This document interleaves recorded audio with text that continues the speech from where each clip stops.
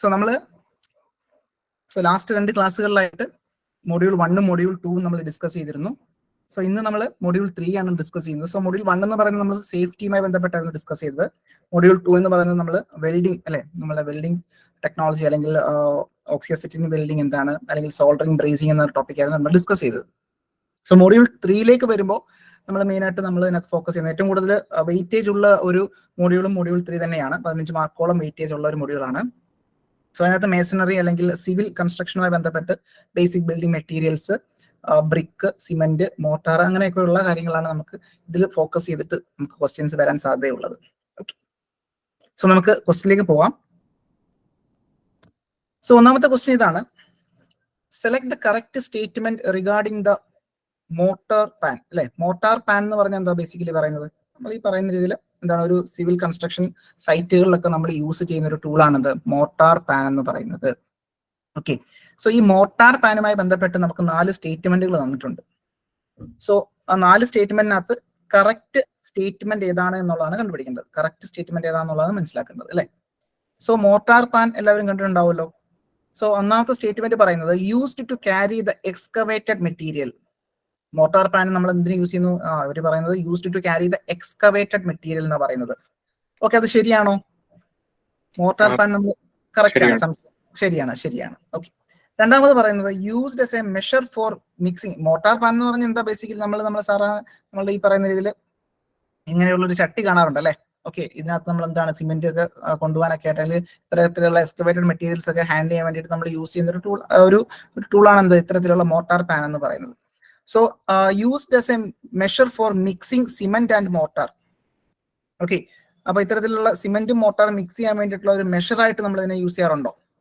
ഇല്ല. അതാണ് ഇവിടെ ശ്രദ്ധിക്കേണ്ടത്. അങ്ങനെ നമ്മൾ സാധാരണ ഈ പറഞ്ഞ രീതിയിൽ 3 ചട്ടി സിമെന്റിന് അല്ലെങ്കിൽ 3 ചട്ടി മണ്ണിന് ഒരു ചട്ടി സിമെന്റ് എന്നൊക്കെ ഉള്ള രീതിയിൽ ഒരു കണക്കൊക്കെ നമ്മൾ സാധാരണ കേൾക്കാറുണ്ട്. അപ്പൊ അത്തരത്തില് എന്താണ്, അങ്ങനെ ഒരിക്കലും ഒരു സ്റ്റാൻഡർഡൈസ്ഡ് ആയിട്ടുള്ള ഒരു മെഷർമെന്റ് അവിടെ യൂസ് ചെയ്യാൻ പറ്റില്ല. ശരിക്കും പറഞ്ഞാൽ ഈ പറഞ്ഞ മിക്സിംഗ് അല്ലെങ്കിൽ മോട്ടാർ പാൻ നമുക്ക് ഒരിക്കലും ഒരു മെഷറിംഗ് ഡിവൈസ് ആയിട്ട് നമുക്ക് യൂസ് ചെയ്യാൻ പറ്റില്ല. സോ അത് നമുക്ക് മനസ്സിലാക്കേണ്ടതായിട്ടുണ്ട്. Then it is manufactured from tool steel sheet. Tool steel sheet കൊണ്ടാണ് ഇത് മാനുഫാക്ചർ ചെയ്തിരിക്കുന്നതാണ് പറയുന്നത് നമ്മുടെ ഈ മോട്ടാർ. ശരിയാണ്. ഓക്കെ, ശരിയാണ്. അപ്പൊ അതൊന്ന് ശ്രദ്ധിക്കേണ്ടതായിട്ടുണ്ട്. ടൂൾ സ്റ്റീൽ ഷീറ്റ് അല്ല, അത് മൈൽഡ് സ്റ്റീലിന്റെ ഷീറ്റാണ്, MS ഷീറ്റ് ആണെന്നുള്ളത് ഓർത്തിരിക്കാം. ഓക്കെ, ടൂൾ സ്റ്റീൽ എന്ന് പറയുന്നത് അധികം എന്താണ്, നമ്മൾ ടൂൾ സ്റ്റീൽസ് എന്ന് പറഞ്ഞാൽ എന്താണ്, വളരെയധികം ഹാർഡ്നെസ് ഒക്കെ ഉള്ള കട്ടിംഗ് ടൂൾ അല്ലെ, നമ്മൾ പറയാറില്ലേ. അപ്പൊ അത്തരത്തില് കട്ടിംഗ് ടൂളൊക്കെ നമ്മൾ ഇത്തരത്തിലുള്ള ടൂൾ സ്റ്റീൽസ് മെറ്റീരിയൽ ഒക്കെ നമ്മൾ സാധാരണ യൂസ് ചെയ്യുന്നുണ്ടാവുക. അപ്പൊ അത്രയും ഹാർഡ്നെസ് ഒന്നും നമുക്ക് ഇവിടെ വേണ്ട. ഇവിടെ നമ്മൾ സാധാരണ എന്താ, മൈൽഡ് സ്റ്റീൽ അല്ലെ, മൈൽഡ് സ്റ്റീൽ അല്ലെങ്കിൽ low carbon steel. Mild steel അല്ലെങ്കിൽ നമുക്ക് പറയാം ലോ കാർബൺ സ്റ്റീൽ വെച്ചിട്ടുള്ള ഒരു ഷീറ്റ് കൊണ്ട് നിർമ്മിച്ചിരിക്കുന്ന ഒരു ഉപകരണമാണെന്ത്, ഈ പറയുന്ന രീതിയിൽ മോട്ടാർ പാൻ എന്ന് പറയുന്നത്. സോ അത് നമുക്ക് എന്താണ്, ടൂൾ സ്റ്റീൽ അല്ല എന്ന് പറയാം. സോ അതുകൊണ്ട് 3 എന്താണ്, തെറ്റാണ് എന്നുള്ളത് മനസ്സിലാക്കിയിരിക്കുക. സോ ഇവിടെ നമ്മൾ ശ്രദ്ധിക്കേണ്ട കാര്യം, ക്വസ്റ്റ്യൻസ് വരാൻ സാധ്യതയുള്ളത് ഒന്ന് അതിന്റെ യൂസ്, അതിന്റെ ക്യാരക്ടറിസ്റ്റിക്സ് എന്തെങ്കിലും ഉണ്ടെങ്കിൽ അതിന്റെ മെറ്റീരിയൽ വളരെ ഇമ്പോർട്ടന്റ് ആണ്. നമ്മളിപ്പോൾ ഏതൊരു ടൂൾ എടുത്താലും അത് എന്ത് മെറ്റീരിയൽ കൊണ്ട് നിർമ്മിച്ചിരിക്കുന്നു എന്നുള്ളത് അത്യാവശ്യമായിട്ട് മനസ്സിലാക്കിയിരിക്കുക. പ്രത്യേകിച്ച് നമ്മൾ ഈ പറയുന്ന ITI ഡിപ്ലോമ ലെവൽ എക്സാമുകൾക്ക് നോക്കുകയാണെന്നുണ്ടെങ്കിൽ വളരെ ഇമ്പോർട്ടന്റ് ആണ് അത് എന്ത് മെറ്റീരിയൽ കൊണ്ട് നിർമ്മിച്ചിരിക്കുന്നു എന്നുള്ളത്. ഓക്കെ, ദെൻ ലാസ്റ്റ് പോയിന്റ് എന്ന് പറയുന്നത് size is designated by radius at its top. Okay, അതിന്റെ സൈസ്, നമ്മൾക്ക് ഒരു ടൂൾ ആകുമ്പോൾ അതിന് സൈസ് ഉണ്ടാവുമല്ലോ, ആ സൈസ് ഡെസിഗ്നേറ്റ് ചെയ്യുന്നത് by its radius at its top. ഇത് നമ്മളുടെ ആ ഒരു മോട്ടാർ പാനെ സംബന്ധിച്ചിടത്തോളം റേഡിയസ് അറ്റ് ഇറ്റ്സ് ടോപ്പ്, ഇതാണ് ടോപ്പ് സർഫസ് അല്ലെ. അപ്പൊ അതിന്റെ റേഡിയസ് ആണ് അതിന്റെ സൈസ് റെപ്രസെന്റ് ചെയ്യുന്നത്. കറക്റ്റ് ആണോ? അത് കറക്റ്റ് ആണ്, സംശയമൊന്നുമില്ല. അപ്പം ഇവിടെ നമുക്ക് 1ഉം 4ഉം നമുക്ക് കറക്റ്റ് ആണ്, 2ഉം 3ഉം നമുക്ക് എന്താണ്, തെറ്റാണെന്നുള്ളത് മനസ്സിലായി. അപ്പൊ ഇവിടെ ശ്രദ്ധിക്കേണ്ട കാര്യം, നമ്മൾ മോട്ടാർ പാൻ എന്ന് പറയുന്ന ഒരു ടൂൾ നമ്മളിവിടെ പഠിച്ചു കഴിഞ്ഞു ബേസിക്കലി. ഓക്കെ, എന്തിന് യൂസ് ചെയ്യുന്നു, അതിന്റെ പ്രത്യേകതകൾ എന്താണ്, എന്ത് മെറ്റീരിയൽ കൊണ്ടാണ് നിർമ്മിച്ചിരിക്കുന്നത്, അതെങ്ങനെ അതിനെ നമ്മൾ മെഷർ ചെയ്യുന്നു, അതിനെ സൈസ് ഡെസിഗ്നേറ്റ് ചെയ്യുന്നു. ഈ 4 കാര്യങ്ങൾ കൃത്യമായിട്ട് മനസ്സിലാക്കിയിരിക്കാം. ഓക്കെ, ഇവിടെ 1ഉം 4ഉമാണ് കറക്റ്റ് ആയിട്ട് കൊടുത്തിട്ടുള്ളത്. സോ ഓപ്ഷൻ D ആണ് നമ്മുടെ റൈറ്റ് ആൻസർ എന്നുള്ളത് ഓർത്തിരിക്കാം. ഓക്കെ, അപ്പൊ ഇത്തരത്തിലുള്ള ക്വസ്റ്റ്യൻസ് നമുക്ക് പ്രതീക്ഷിക്കാം. അപ്പൊ മോട്ടാർ പാൻ എന്ന് പറയുന്ന ആ ഒരു ടൂൾ അല്ലെ നമുക്ക് ഇവിടെ പരിചയപ്പെടാം ഒന്നുകൂടി. അപ്പൊ ഈ ഒരു ചിത്രത്തിൽ കാണുന്നതാണ് നമ്മുടെ ഒരു മോട്ടാർ പാൻ എന്ന് പറയുന്നത്, പാൻ. അപ്പോൾ ഇതിന്റെ ടോട്ടൽ എന്താണ്, ഡയമീറ്റർ അല്ലെങ്കിൽ ടോട്ടൽ ലെങ്ത് ഇവിടെ കൊടുത്തിട്ടുണ്ട് അല്ലെ. സോ അതിന്റെ പകുതിയാണ് നമ്മുടെ റേഡിയസ് എന്ന് പറയുന്നത്, റേഡിയസ്. ഓക്കെ, അത് സെന്ററിൽ നിന്നും ടോപ്പ് സർഫസ്, ഇതാണ് നമ്മുടെ ടോപ്പ് സർഫസ്. ടോപ്പ് സർഫസിൽ നിന്നാണെങ്കിൽ നമ്മുടെ അതിന്റെ കറസ്പോണ്ടിങ് റേഡിയസ് മെഷർ ചെയ്യുന്നുണ്ടാവുക. Okay, so size is designated by its radius at top. Material എന്താണ്? മൈൽഡ് സ്റ്റീൽ ഷീറ്റ് ആണെന്നുള്ളത് ഓർത്തിരിക്കാം. Okay, never be used as a measure for mixing cement mortar, അല്ലെ?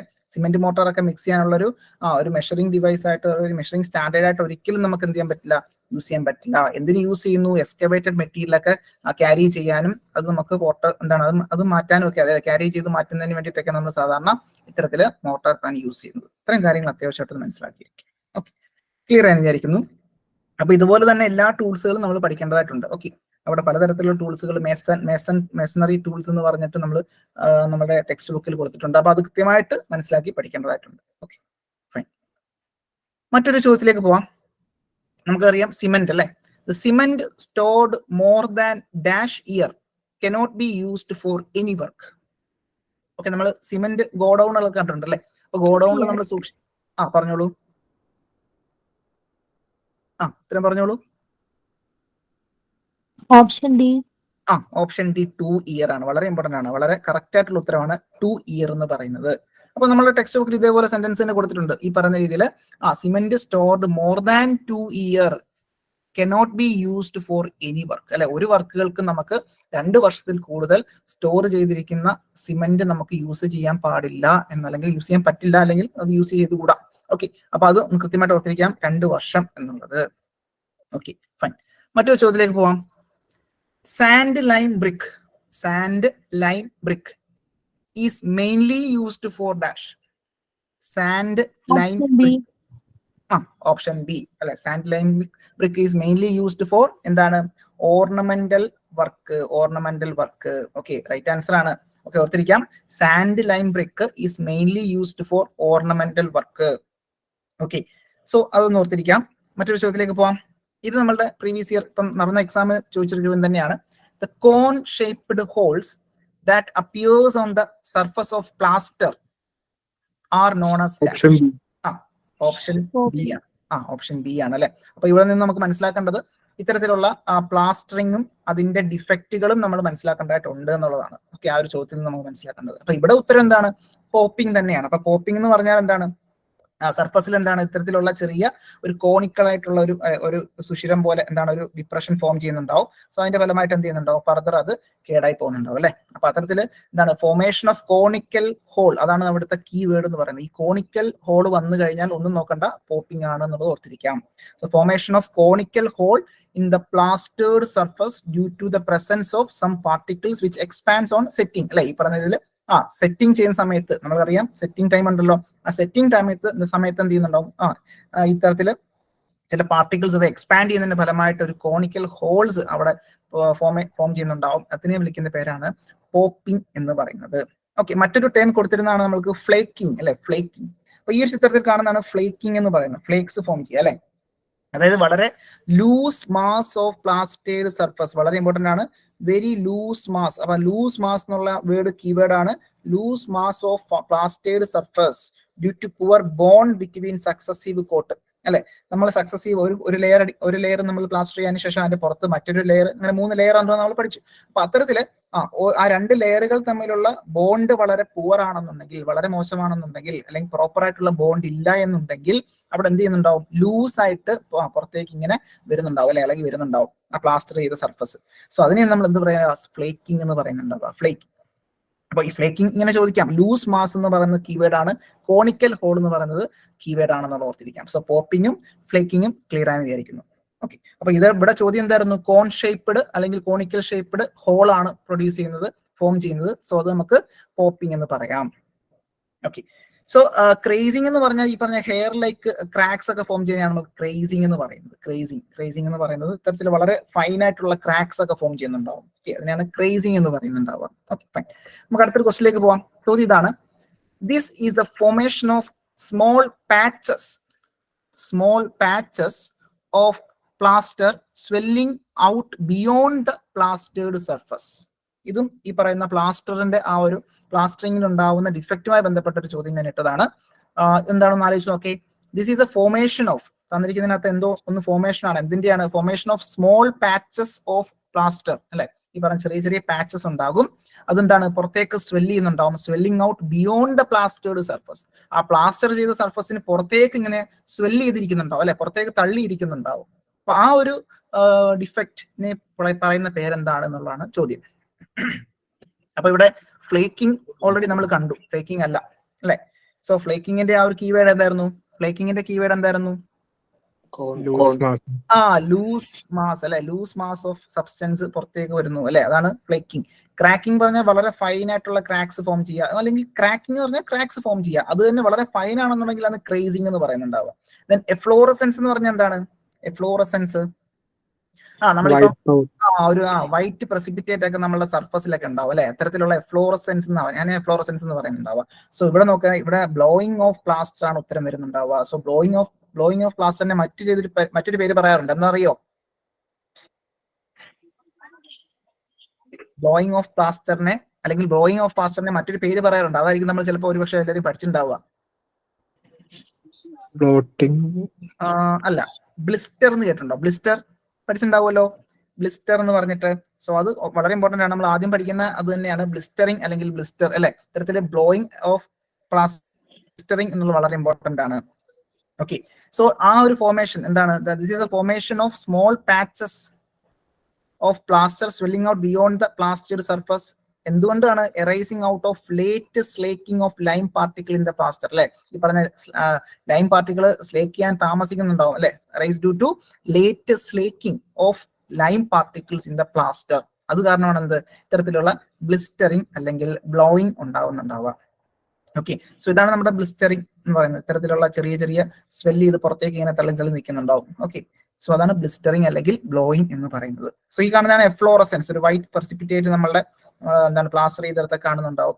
അതാണ് നമ്മുടെ ബ്ലിസ്റ്ററിങ് എന്ന് പറയുന്നത്. സോ ഇത്തരത്തിലുള്ള ക്രാക്സ്, ഇതാണ് ക്രാക്കിംഗ് എന്ന് പറയുന്നത്. ഓക്കെ, സോ ഇത്തരത്തിലുള്ള കാര്യങ്ങളൊന്ന് മനസ്സിലാക്കിയിരിക്കുക. നമ്മളുടെ പ്ലാസ്റ്ററിങ്ങും അതിന്റെ ഡിഫക്റ്റും വളരെ ഇമ്പോർട്ടന്റ് ആണ് എന്നുള്ളത് മനസ്സിലാക്കിയിരിക്കുക. ഓക്കെ, ക്ലിയർ ആണെന്ന് വിചാരിക്കുന്നു. മറ്റൊരു ചോദ്യത്തിലേക്ക് പോവാം. ചോദ്യം ഇതാണ്: club hammers used together with bolsters. അറിയാം, ബോൾസ്റ്റർ എന്ന് പറയുന്നത് എന്താണ്? നമ്മൾ കട്ട് ചെയ്യാൻ വേണ്ടിയിട്ടൊക്കെ യൂസ് ചെയ്യുന്ന ഒരു ടൂളാണ്. സോ അതിലേക്ക് നമുക്ക് ഫോഴ്സ് കൊടുക്കണമെന്നുണ്ടെങ്കിൽ നമുക്ക് ക്ലബ് ഹാമേഴ്സ് വേണം. അപ്പൊ അവിടെയുള്ള ഹാമറെ വിളിക്കുന്ന പേരാണ് club hammer.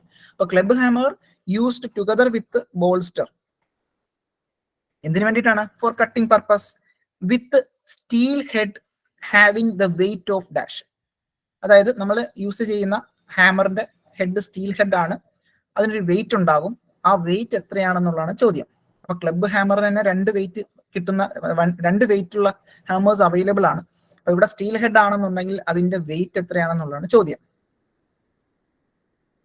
Option A 1.81 kilogram, option B 1.135 kilogram, option C 2.14 kilogram, option D 1.9 kilogram. ആലോചിച്ച് നോക്കേ. ടെക്സ്റ്റ് ബുക്കിൽ ഇതുപോലെ തന്നെ കൊടുത്തിട്ടുണ്ട്. ഈ പറഞ്ഞ നമ്മളുടെ ടൂൾസ് പഠിക്കുന്ന സമയത്ത് ക്ലബ് ഹാമർ നമ്മൾ യൂസ് ചെയ്യുന്നുണ്ടാവും. നമ്മൾ ഈ പറഞ്ഞ രീതിയിൽ ബോൾസ്റ്റർ എന്ന് പറയുന്നത് നമ്മൾ ഉളി പോലെ ഇരിക്കുന്ന ഒരു സംഗതിയാണ്. ഇത്തരത്തിൽ ഇരിക്കുന്ന ഒരു സാധനമാണ് ബോൾസ്റ്റർ എന്ന് പറയുന്നത്. ഓക്കെ, ഇതിന്റെ മുകളിലേക്കായിരിക്കും നമ്മൾ പറഞ്ഞോളൂ.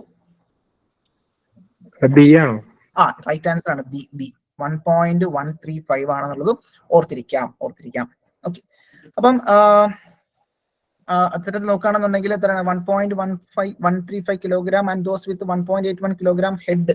എന്താണ് ഇത്ര ഹെഡ് സ്റ്റീൽ ഹെഡ് വെയിങ് എത്രയാണ്? ഇത്തരത്തിലാണ്, അല്ലെ. അപ്പൊ അതെന്താണ് ഈ പറഞ്ഞ രീതിയിൽ 2 to 5 mm ലോങ്ങിലുള്ള ഒരു ഹാൻഡിലൊക്കെ വെച്ച് നമ്മൾ ഫിക്സ് ചെയ്യുന്നുണ്ടാവും. ഓക്കെ, അപ്പം ഇവിടെ ശ്രദ്ധിക്കേണ്ട കാര്യം രണ്ട് റേഞ്ചിലുള്ളത് അവൈലബിൾ ആണ് എന്നുള്ളതാണ്. ഓക്കെ, അപ്പൊ ഇവിടെ ഇതെന്തിന് യൂസ് ചെയ്യുന്നു? നമ്മൾ ഈ പറഞ്ഞ രീതിയിൽ നമ്മുടെ ബോൾസ്റ്റർ, ഇതാണ് നമ്മുടെ ബോൾസ്റ്റർ എന്ന് പറയുന്നത്. ബോൾസ്റ്ററിലേക്ക് നമുക്ക് സ്ട്രൈക്ക് ചെയ്യാൻ വേണ്ടിയിട്ടാണ് നമ്മൾ യൂസ് ചെയ്യുന്നുണ്ടാവുക. ഓക്കെ, ഒന്ന് ഓർത്തിരിക്കാം. മറ്റൊരു ചോദ്യത്തിലേക്ക് വരാം. Which bond of brick are laid cross wise with 5 cm lap each course? ഇത് പ്രീവിയസ് ഇയർ ക്വസ്റ്റ്യൻ തന്നെയാണ്, നമ്മളുടെ എക്സാമിന് വന്നൊരു ചോദ്യം തന്നെയാണ്. ബ്രിക്കുമായി ബന്ധപ്പെട്ട് അല്ലെങ്കിൽ നമ്മൾ കൺസ്ട്രക്ഷനുമായി ബന്ധപ്പെട്ട് ബ്രിക്ക് ബോൺസുകൾ നമ്മൾ പഠിക്കുന്നുണ്ടല്ലോ, പലതരത്തിലുള്ള ബോണ്ടുകൾ പഠിക്കുന്നുണ്ട്. അപ്പോൾ ഇവിടെ നമ്മൾക്ക് ബ്രിക്ക് നമ്മൾ ലേ ചെയ്യുന്നുണ്ടാവും, പലതരത്തിൽ ലേ ചെയ്യുന്നുണ്ടാവും. അപ്പൊ അങ്ങനെ ലേ ചെയ്യുന്ന സമയത്ത് ലാപ്പ് 5 cm, ലാപ്പ് എന്ന് പറഞ്ഞാൽ എന്താ? ഓരോ കോഴ്സ് ഇതാണ്. ഇപ്പൊ ഓരോ കോഴ്സ് ആണെന്നുണ്ടെങ്കിൽ നമുക്ക് ജോയിന്റ് ഉണ്ടാവുമല്ലോ. ഇതൊരു ജോയിന്റ്, ഇത് അടുത്ത കോഴ്സിലെ ഒരു ജോയിന്റ്, ഇത് അടുത്ത ജോയിന്റ്, ഇത് അടുത്ത കോഴ്സിലെ ജോയിന്റ് അല്ലെ. അപ്പൊ ഈ പറഞ്ഞ എന്താണ് ഓരോ കോഴ്സിലെയും അഡ്ജസന്റ് ജോയിന്റുകൾക്കിടയിലുള്ള ഡിസ്റ്റൻസിനെ വിളിക്കുന്ന പേരാണ് ലാപ്പ് എന്ന് പറയുന്നത്. സംശയമൊന്നുമില്ല.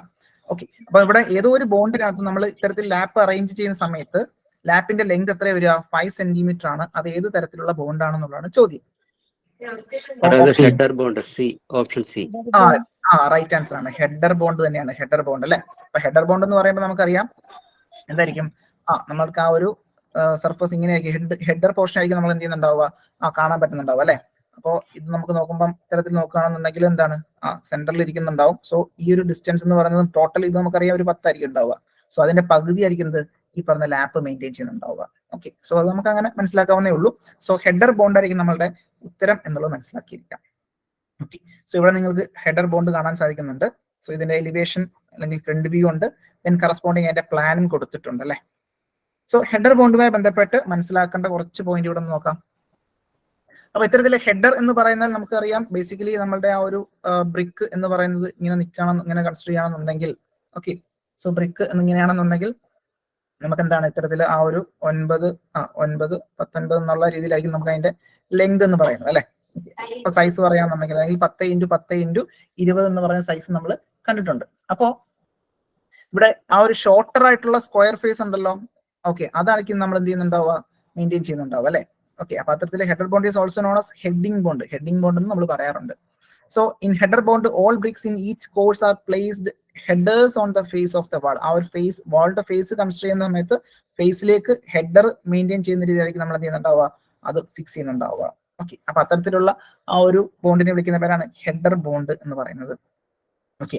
അപ്പൊ ഇവിടെ ഈ പറഞ്ഞതിൽ ഹെഡർ ബോണ്ട് ഓവർലാപ്പ് ചെയ്യുന്ന സമയത്ത് equal to half width of the brick അല്ലെ. ആ ഒരു half width of the brick ആയിരിക്കും നമ്മൾ അത് എന്ത് ചെയ്യുന്നുണ്ടാവുക, ഓവർലാപ്പ് ചെയ്ത് പോകുന്നുണ്ടാവുക. ടു അച്ചീവ് ദിസ്, അപ്പൊ അതിന് വേണ്ടിയിട്ട് എന്ത് ചെയ്യുക, നമ്മൾ തുടക്കത്തിൽ വെക്കുന്ന എന്താണ്, അത് ഓരോ ഓൾട്ടർനേറ്റ് ലെയർ നമ്മൾ കൺസിഡർ ചെയ്യുന്ന സമയത്ത് അല്ലെങ്കിൽ ഓൾട്ടർനേറ്റ് കോഴ്സ് നമ്മൾ കൺസിഡർ ചെയ്യുന്ന സമയത്ത് എന്താണ്, 3/4 ബാറ്റ് നമ്മൾ അവിടെ ഫിക്സ് ചെയ്യേണ്ടതായിട്ടുണ്ട്. ഓക്കെ. അപ്പം ബാറ്റ് എന്ന് പറഞ്ഞാൽ അതിന്റെ പകുതി, നമ്മൾ ഈ പറഞ്ഞ ഇതിൽ ഒരു ബ്രിക്ക് എടുക്കുകയാണെന്നുണ്ടെങ്കിൽ നമുക്ക് ഹാഫ് ബാറ്റ് നമുക്ക് അതെന്ന് പറഞ്ഞാൽ പകുതി കട്ട് ചെയ്യാം. ദെൻ 3/4 എന്ന് പറയുമ്പോൾ എന്താ, 3/4 മാറ്റിയിട്ട് ഇവിടെ കട്ട് ചെയ്യുന്നുണ്ടാവും. അപ്പോൾ ഇത്രയും പോർഷനായിരിക്കും നമ്മൾ യൂസ് ചെയ്യുന്നുണ്ടാവുക. അപ്പൊ അങ്ങനെ എന്താണ് ഇത്തരത്തിലുള്ള ഒരു 3/4 ബാറ്റ് ഇവിടെ നമ്മൾ ആദ്യം വെക്കുന്നുണ്ടാവും. അപ്പൊ 3/4 ബാറ്റ് ആദ്യം ഇവിടെ വെക്കുന്നതെന്ന് ചോദിച്ചു കഴിഞ്ഞാൽ നമുക്ക് ഹെഡർ ബോണ്ട് എന്ന് പറയാം.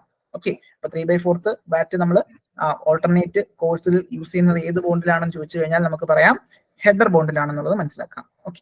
ഇത്രയും കാര്യങ്ങൾ അത്യാവശ്യമായിട്ട് ഹെഡർ ബോണ്ടുമായി ബന്ധപ്പെട്ട് മനസ്സിലാക്കി വെക്കാം. സ്ട്രക്ചർ ബോണ്ടിലും ലാപ്പ് 5 തന്നെയാണോ അതോ 10 ആണോ? സ്ട്രക്ചറിനകത്ത് വരുമ്പോ അത് അതിന്റെ പകുതി 10 വരും. 10 വരും. ഓക്കെ. ഓക്കെ. ക്ലിയർ ആയി വിചാരിക്കുന്നു. സോ മറ്റൊരു ക്വസ്റ്റിലേക്ക് വരാം. ചോദ്യം ഇതാണ്, which type of brick R used in construction such as bridges, storage building etcetera. ഇതും നമ്മളുടെ പ്രീവിയസ് ഇയർ ക്വസ്റ്റ്യൻ തന്നെയാണ്. ഇപ്പൊ നടന്ന പ്ലംബറിന്റെ ക്വസ്റ്റ്യൻ ക്യാൻസൽ ചെയ്തിട്ടുള്ള ആ ഒരു എക്സാം ഉണ്ടല്ലോ, അതിൽ വന്ന ചോദ്യമാണ് which type of BRICS are used in construction such as bridges, storage building etcetera. Option A heavy duty, option B solid brick, option C perforated brick, option D fire brick. Option A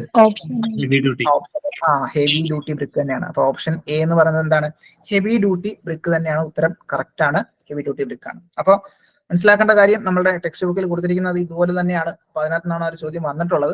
so heavy duty bricks are made by pressing process. അപ്പം pressing പ്രോസസ്സിലൂടെയാണ്. ഇപ്പൊ mould ഉണ്ടാവും, മോൾഡിലേക്ക് press ചെയ്ത് machine press ചെയ്തിട്ട് എന്ത് ചെയ്യുന്നുണ്ടാവും, നമ്മൾ ഹെവി ഡ്യൂട്ടി ബ്രിക്ക് മാനുഫാക്ചർ ചെയ്യുന്നുണ്ടാവും. അപ്പം heavy duty bricks are manufactured with എന്താണ്, പ്രസ്സിംഗ് പ്രോസസ്. ഓക്കെ, അത് ഓർത്തിരിക്കാം. 2, heavy duty bricks are used in heavy construction such as bridges, industrial foundation, machine foundations, multi storeyed buildings അല്ലെ. അപ്പൊ ആ ഒരു സ്റ്റേറ്റ്മെന്റിൽ നിന്നാണ് അങ്ങനെ ഒരു ചോദ്യം അവർ വന്നത്. അപ്പൊ ഹെവി ഡ്യൂട്ടി ബ്രിക്സ് നമ്മൾ എവിടെ യൂസ് ചെയ്യുന്നു, ബ്രിഡ്ജസിൽ, ഇൻഡസ്ട്രിയൽ ഫൗണ്ടേഷൻസിൽ, മെഷീൻ ഫൗണ്ടേഷൻസിൽ. മെഷീന്റെ ഒക്കെ ഫൗണ്ടേഷൻ, ഒരു മെഷീൻ നമുക്ക് വെക്കണം, വലിയ വലിയ മെഷീൻസ് വെക്കുന്ന സമയത്ത് അതിന് ഫൗണ്ടേഷൻ നമ്മൾ തയ്യാറാക്കണം. അപ്പൊ അതിന് വേണ്ടിയിട്ട് നമ്മൾ ഇത്തരത്തിലുള്ള ഹെവി ഡ്യൂട്ടി ബ്രിക്സ് യൂസ് ചെയ്യും. അല്ലെങ്കിൽ മൾട്ടി സ്റ്റോറീഡ് ബിൽഡിംഗ് അല്ലെ, ബഹുനില കെട്ടിടങ്ങളൊക്കെ വെക്കുന്ന സമയത്ത് ഇത്തരത്തിലുള്ള ഹെവി ഡ്യൂട്ടി ബ്രിക്സ് കൊണ്ടായിരിക്കും നമ്മൾ എന്ത് ചെയ്യുന്നുണ്ടാവുക, അവിടെ യൂസ് ചെയ്യുന്നുണ്ടാവുക. ഓക്കെ, ഓർത്തിരിക്കാം. മറ്റൊരു ചോദ്യം, കെമിക്കലി ലൈം ഈസ് മെയിൻലി ചോദിച്ചിട്ടുള്ള പ്രീവിയസ് തന്നെയാണ്. കെമിക്കലി ലൈം എന്ന് പറയുന്ന ഏതാണ്? Calcium carbonate, magnesium oxide, calcium oxide, magnesium nitrate. Calcium carbonate, calcium carbonate ആണ്. Calcium oxide. കാൽഷ്യം ഓക്സൈഡ് ആണ് കേട്ടോ, ശ്രദ്ധിക്കാം. ഓക്കെ. കാൽഷ്യം കാർബണേറ്റ് എന്ന് പറയുന്നത് ലൈം സ്റ്റോൺ ആണ്. നമുക്ക് സാധാരണ അവൈലബിൾ ആയിട്ടുള്ളത് ലൈം സ്റ്റോൺ ആണ്. അപ്പൊ ലൈം സ്റ്റോണിൽ നിന്ന് നമ്മൾ കാൽസിനേഷന്റെ ഫലമായിട്ടാണ് നമ്മൾ കാൽഷ്യം ഓക്സൈഡിലേക്ക് നമ്മൾ എത്തിക്കുന്നുണ്ടാവുക. ഓക്കെ. അപ്പൊ ഇവിടെ ചോദിച്ചിരിക്കുന്നത് എന്താണ്? കെമിക്കലി ലൈം ആണ്, ലൈം സ്റ്റോൺ അല്ല. അപ്പൊ അത് കൃത്യമായിട്ട് ഓർത്തിരിക്കാം. അപ്പോൾ അത് പലപ്പോഴും എനിക്ക് പലർക്കും തെറ്റിയിട്ടുണ്ടാവാം ആ ഒരു ചോദ്യം. ഒരു പക്ഷേ അത് എന്താണ്, അത് കൃത്യമായിട്ട് നമ്മൾ അനലൈസ് ചെയ്യാത്തതുകൊണ്ടാണ്. അപ്പൊ പെട്ടെന്ന് നമുക്ക് ആ ഒരു എക്സാം ഹോളിൽ ചെയ്യുന്ന സമയത്ത് തെറ്റ് സംഭവിക്കാം. ഓക്കെ. അപ്പൊ അത്തരത്തിൽ ശ്രദ്ധിക്കുക. ഇത്തരത്തിലുള്ള ക്വസ്റ്റ്യൻസ് ഒക്കെ ഉണ്ടാവും. നമുക്ക് വളരെയധികം സിമ്പിൾ ആണെന്ന് തോന്നുന്ന സാധനമായിരിക്കും. നമ്മളത് വളരെ കോൺഫിഡൻറ്റോടുകൂടെ നമ്മളത് മാർക്ക് ചെയ്യുകയും ചെയ്യും. പക്ഷെ ഉത്തരസൂചിക നോക്കുമ്പോഴായിരിക്കും എന്ത്, നമുക്ക് ആ ഒരു തെറ്റ് മനസ്സിലാക്കാൻ പറ്റുന്നുണ്ടാവും. ഒരു പക്ഷേ അന്നേരം വരെ നമ്മൾ കോൺഫിഡന്റ് ആയിട്ട് തന്നെ ഇരിക്കുന്നുണ്ടാവും. ഓക്കെ. സോ കാൽഷ്യം കാർബണേറ്റ് എന്ന് പറയുന്നത് നമ്മൾ ലൈം സ്റ്റോണിനെയാണ് വിളിക്കുന്നുണ്ടാവുക. Magnesium oxide, okay, calcium oxide ആണ് നമ്മുടെ ഉത്തരം വരുന്നുണ്ടാവുക, കാൽഷ്യം ഓക്സൈഡ്. അപ്പൊ ലൈം എന്ന് പറയുന്ന ടോപ്പിക് വളരെ ഇമ്പോർട്ടന്റ് ആണ്. അപ്പോൾ വളരെ ഇമ്പോർട്ടന്റ് ആണ്, ലൈം പഠിക്കാതെ പോകരുത്. അപ്പൊ ലൈം ബേസിക്കലി നമുക്കറിയാം, ഈ പറഞ്ഞ കാൽസിനേഷൻ എന്ന് പറയുന്ന പ്രോസസ്സിലൂടെയാണ് നമ്മൾ ലൈം സ്റ്റോണിൽ നിന്നും ഈ പറഞ്ഞ ലൈമിലേക്ക് നമ്മൾ എത്തിക്കുന്നുണ്ടാവുക. ഓക്കെ. അപ്പോ നോക്കുകയാണെന്നുണ്ടെങ്കിൽ സോ ലൈം സൈക്കിൾ, ആ ഒരു സൈക്കിൾ നിങ്ങൾ കാണുന്നുണ്ടല്ലോ, ലൈം സൈക്കിൾ. അപ്പൊ കാൽഷ്യം കാർബണേറ്റ് CaCO3 അല്ലെ, കാൽഷ്യം കാർബണേറ്റ് ആണ് CaCO3 എന്ന് പറയുന്നത്. അതിനെയാണ് നമ്മൾ എന്ത് വിളിക്കുന്നത്? കാൽഷ്യം കാർബണേറ്റ് ആണ് നമ്മൾ ലൈം സ്റ്റോൺ എന്ന് വിളിക്കുന്നത്, ലൈം സ്റ്റോൺ എന്ന് വിളിക്കുന്നത്. ഓക്കെ.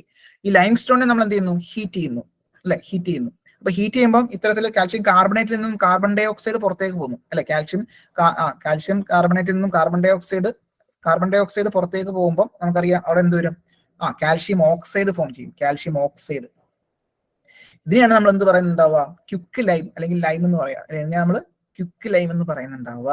ഓക്കെ. അപ്പൊ ഇത്തരത്തിൽ ചൂടാക്കുന്ന ഒരു പ്രോസസ്സ്, ഇപ്പൊ കാൽസിനേഷൻ എന്ന് പറയുന്ന പ്രോസസ്സ് അറൗണ്ട് ഒരു 1000 ഡിഗ്രി സെൽഷ്യസിലാണ് അത് നടക്കുന്നത്. അതും ഇമ്പോർട്ടൻ്റ് ആയിട്ട് ഓർത്തിരിക്കേണ്ടതാണ്. കാൽസിനേഷൻ പ്രോസസ്സ് നടക്കുന്ന അറൗണ്ട് 1000 ഡിഗ്രി സെൽഷ്യസിലായിരിക്കും നടക്കുന്നുണ്ടാവുക.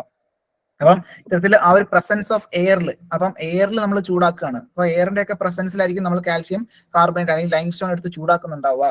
സോ ആ ഒരു പ്രോസസ്സിനെ വിളിക്കുന്ന പേരാണ് കാൽസിനേഷൻ. അതും ഇമ്പോർട്ടന്റ് ആണ്, ചോദിച്ചിട്ടുള്ള ചോദ്യമാണ്. That is heating to redness in presence of air അല്ലെ. ഈ പറഞ്ഞ ഇതിൽ നമ്മൾ കാൽഷ്യം കാർബണേറ്റിനെ നമ്മൾ എന്താണ്, ആ റെഡ് ഹോട്ടിലേക്ക് നമ്മൾ റെഡ്നെസ്സിലേക്ക് നമ്മൾ ഹീറ്റ് ചെയ്യുന്നു in presence of air is known as calcination. അത് വളരെ ഇമ്പോർട്ടന്റ് ആണ് കേട്ടോ, ചോദിച്ചിട്ടുള്ളതാണ്. ഓക്കെ. അപ്പൊ അങ്ങനെയാണ് ഈ ഒരു പ്രോസസ് എന്നുള്ളത് മനസ്സിലാക്കിയിരിക്കുക. കെമിക്കലി കാൽഷ്യം ഓക്സൈഡ് ആണ് എന്ത്, ലൈം എന്ന് പറയുന്നത്. ഓക്കെ. ഇത്തരം കാര്യങ്ങൾ ഓർത്തിരിക്കാം. ക്ലിയർ ആണെന്ന് വിചാരിക്കുന്നു.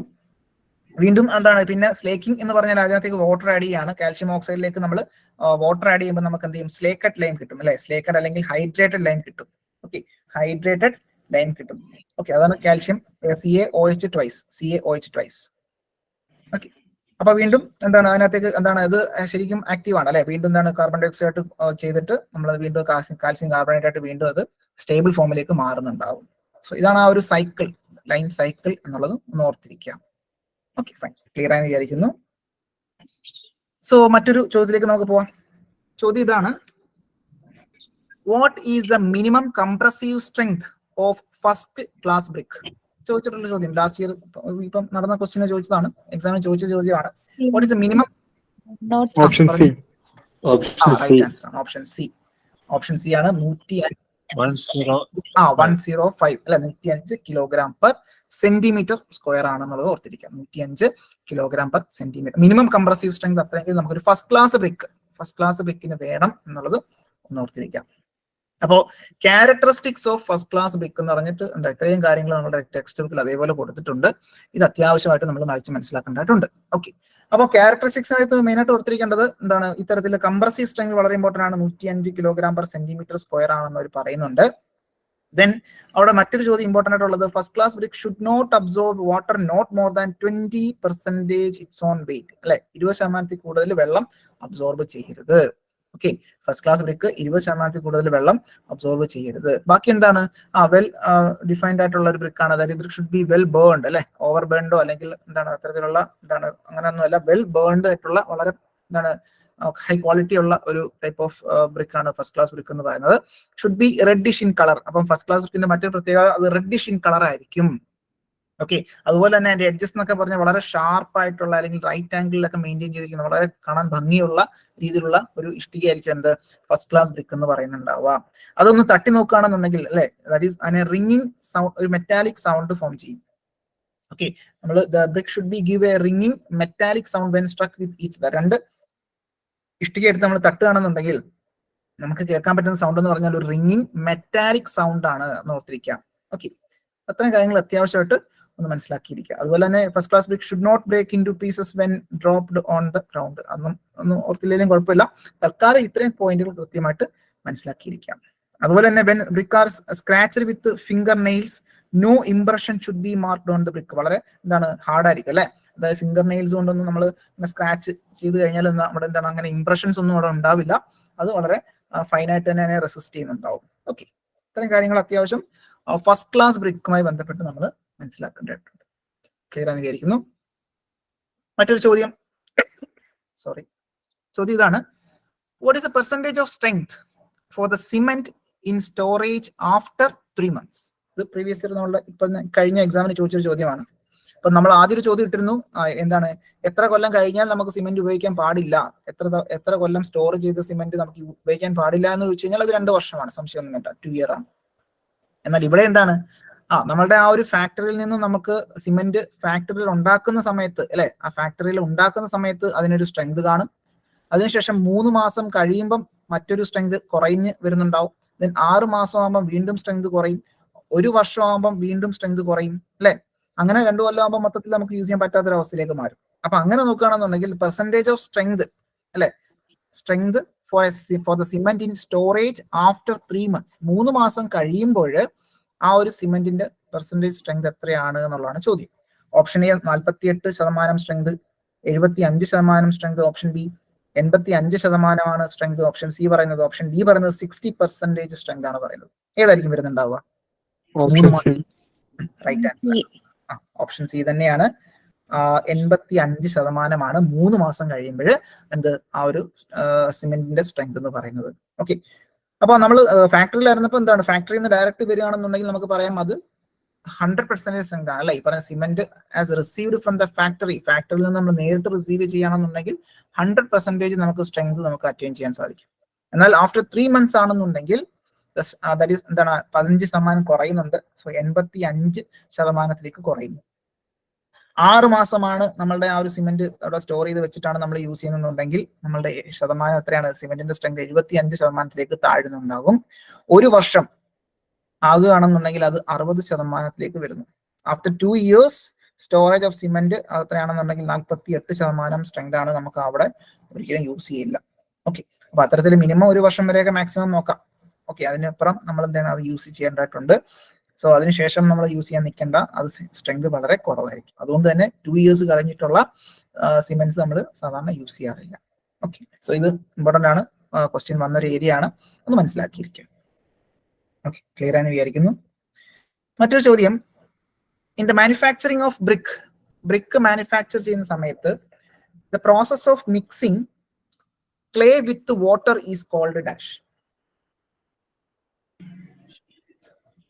ഏതായിരിക്കും? Option A pugging, option B kneading, weathering, cleaning. Option ഏതാണ് ഉത്തരം വരിക?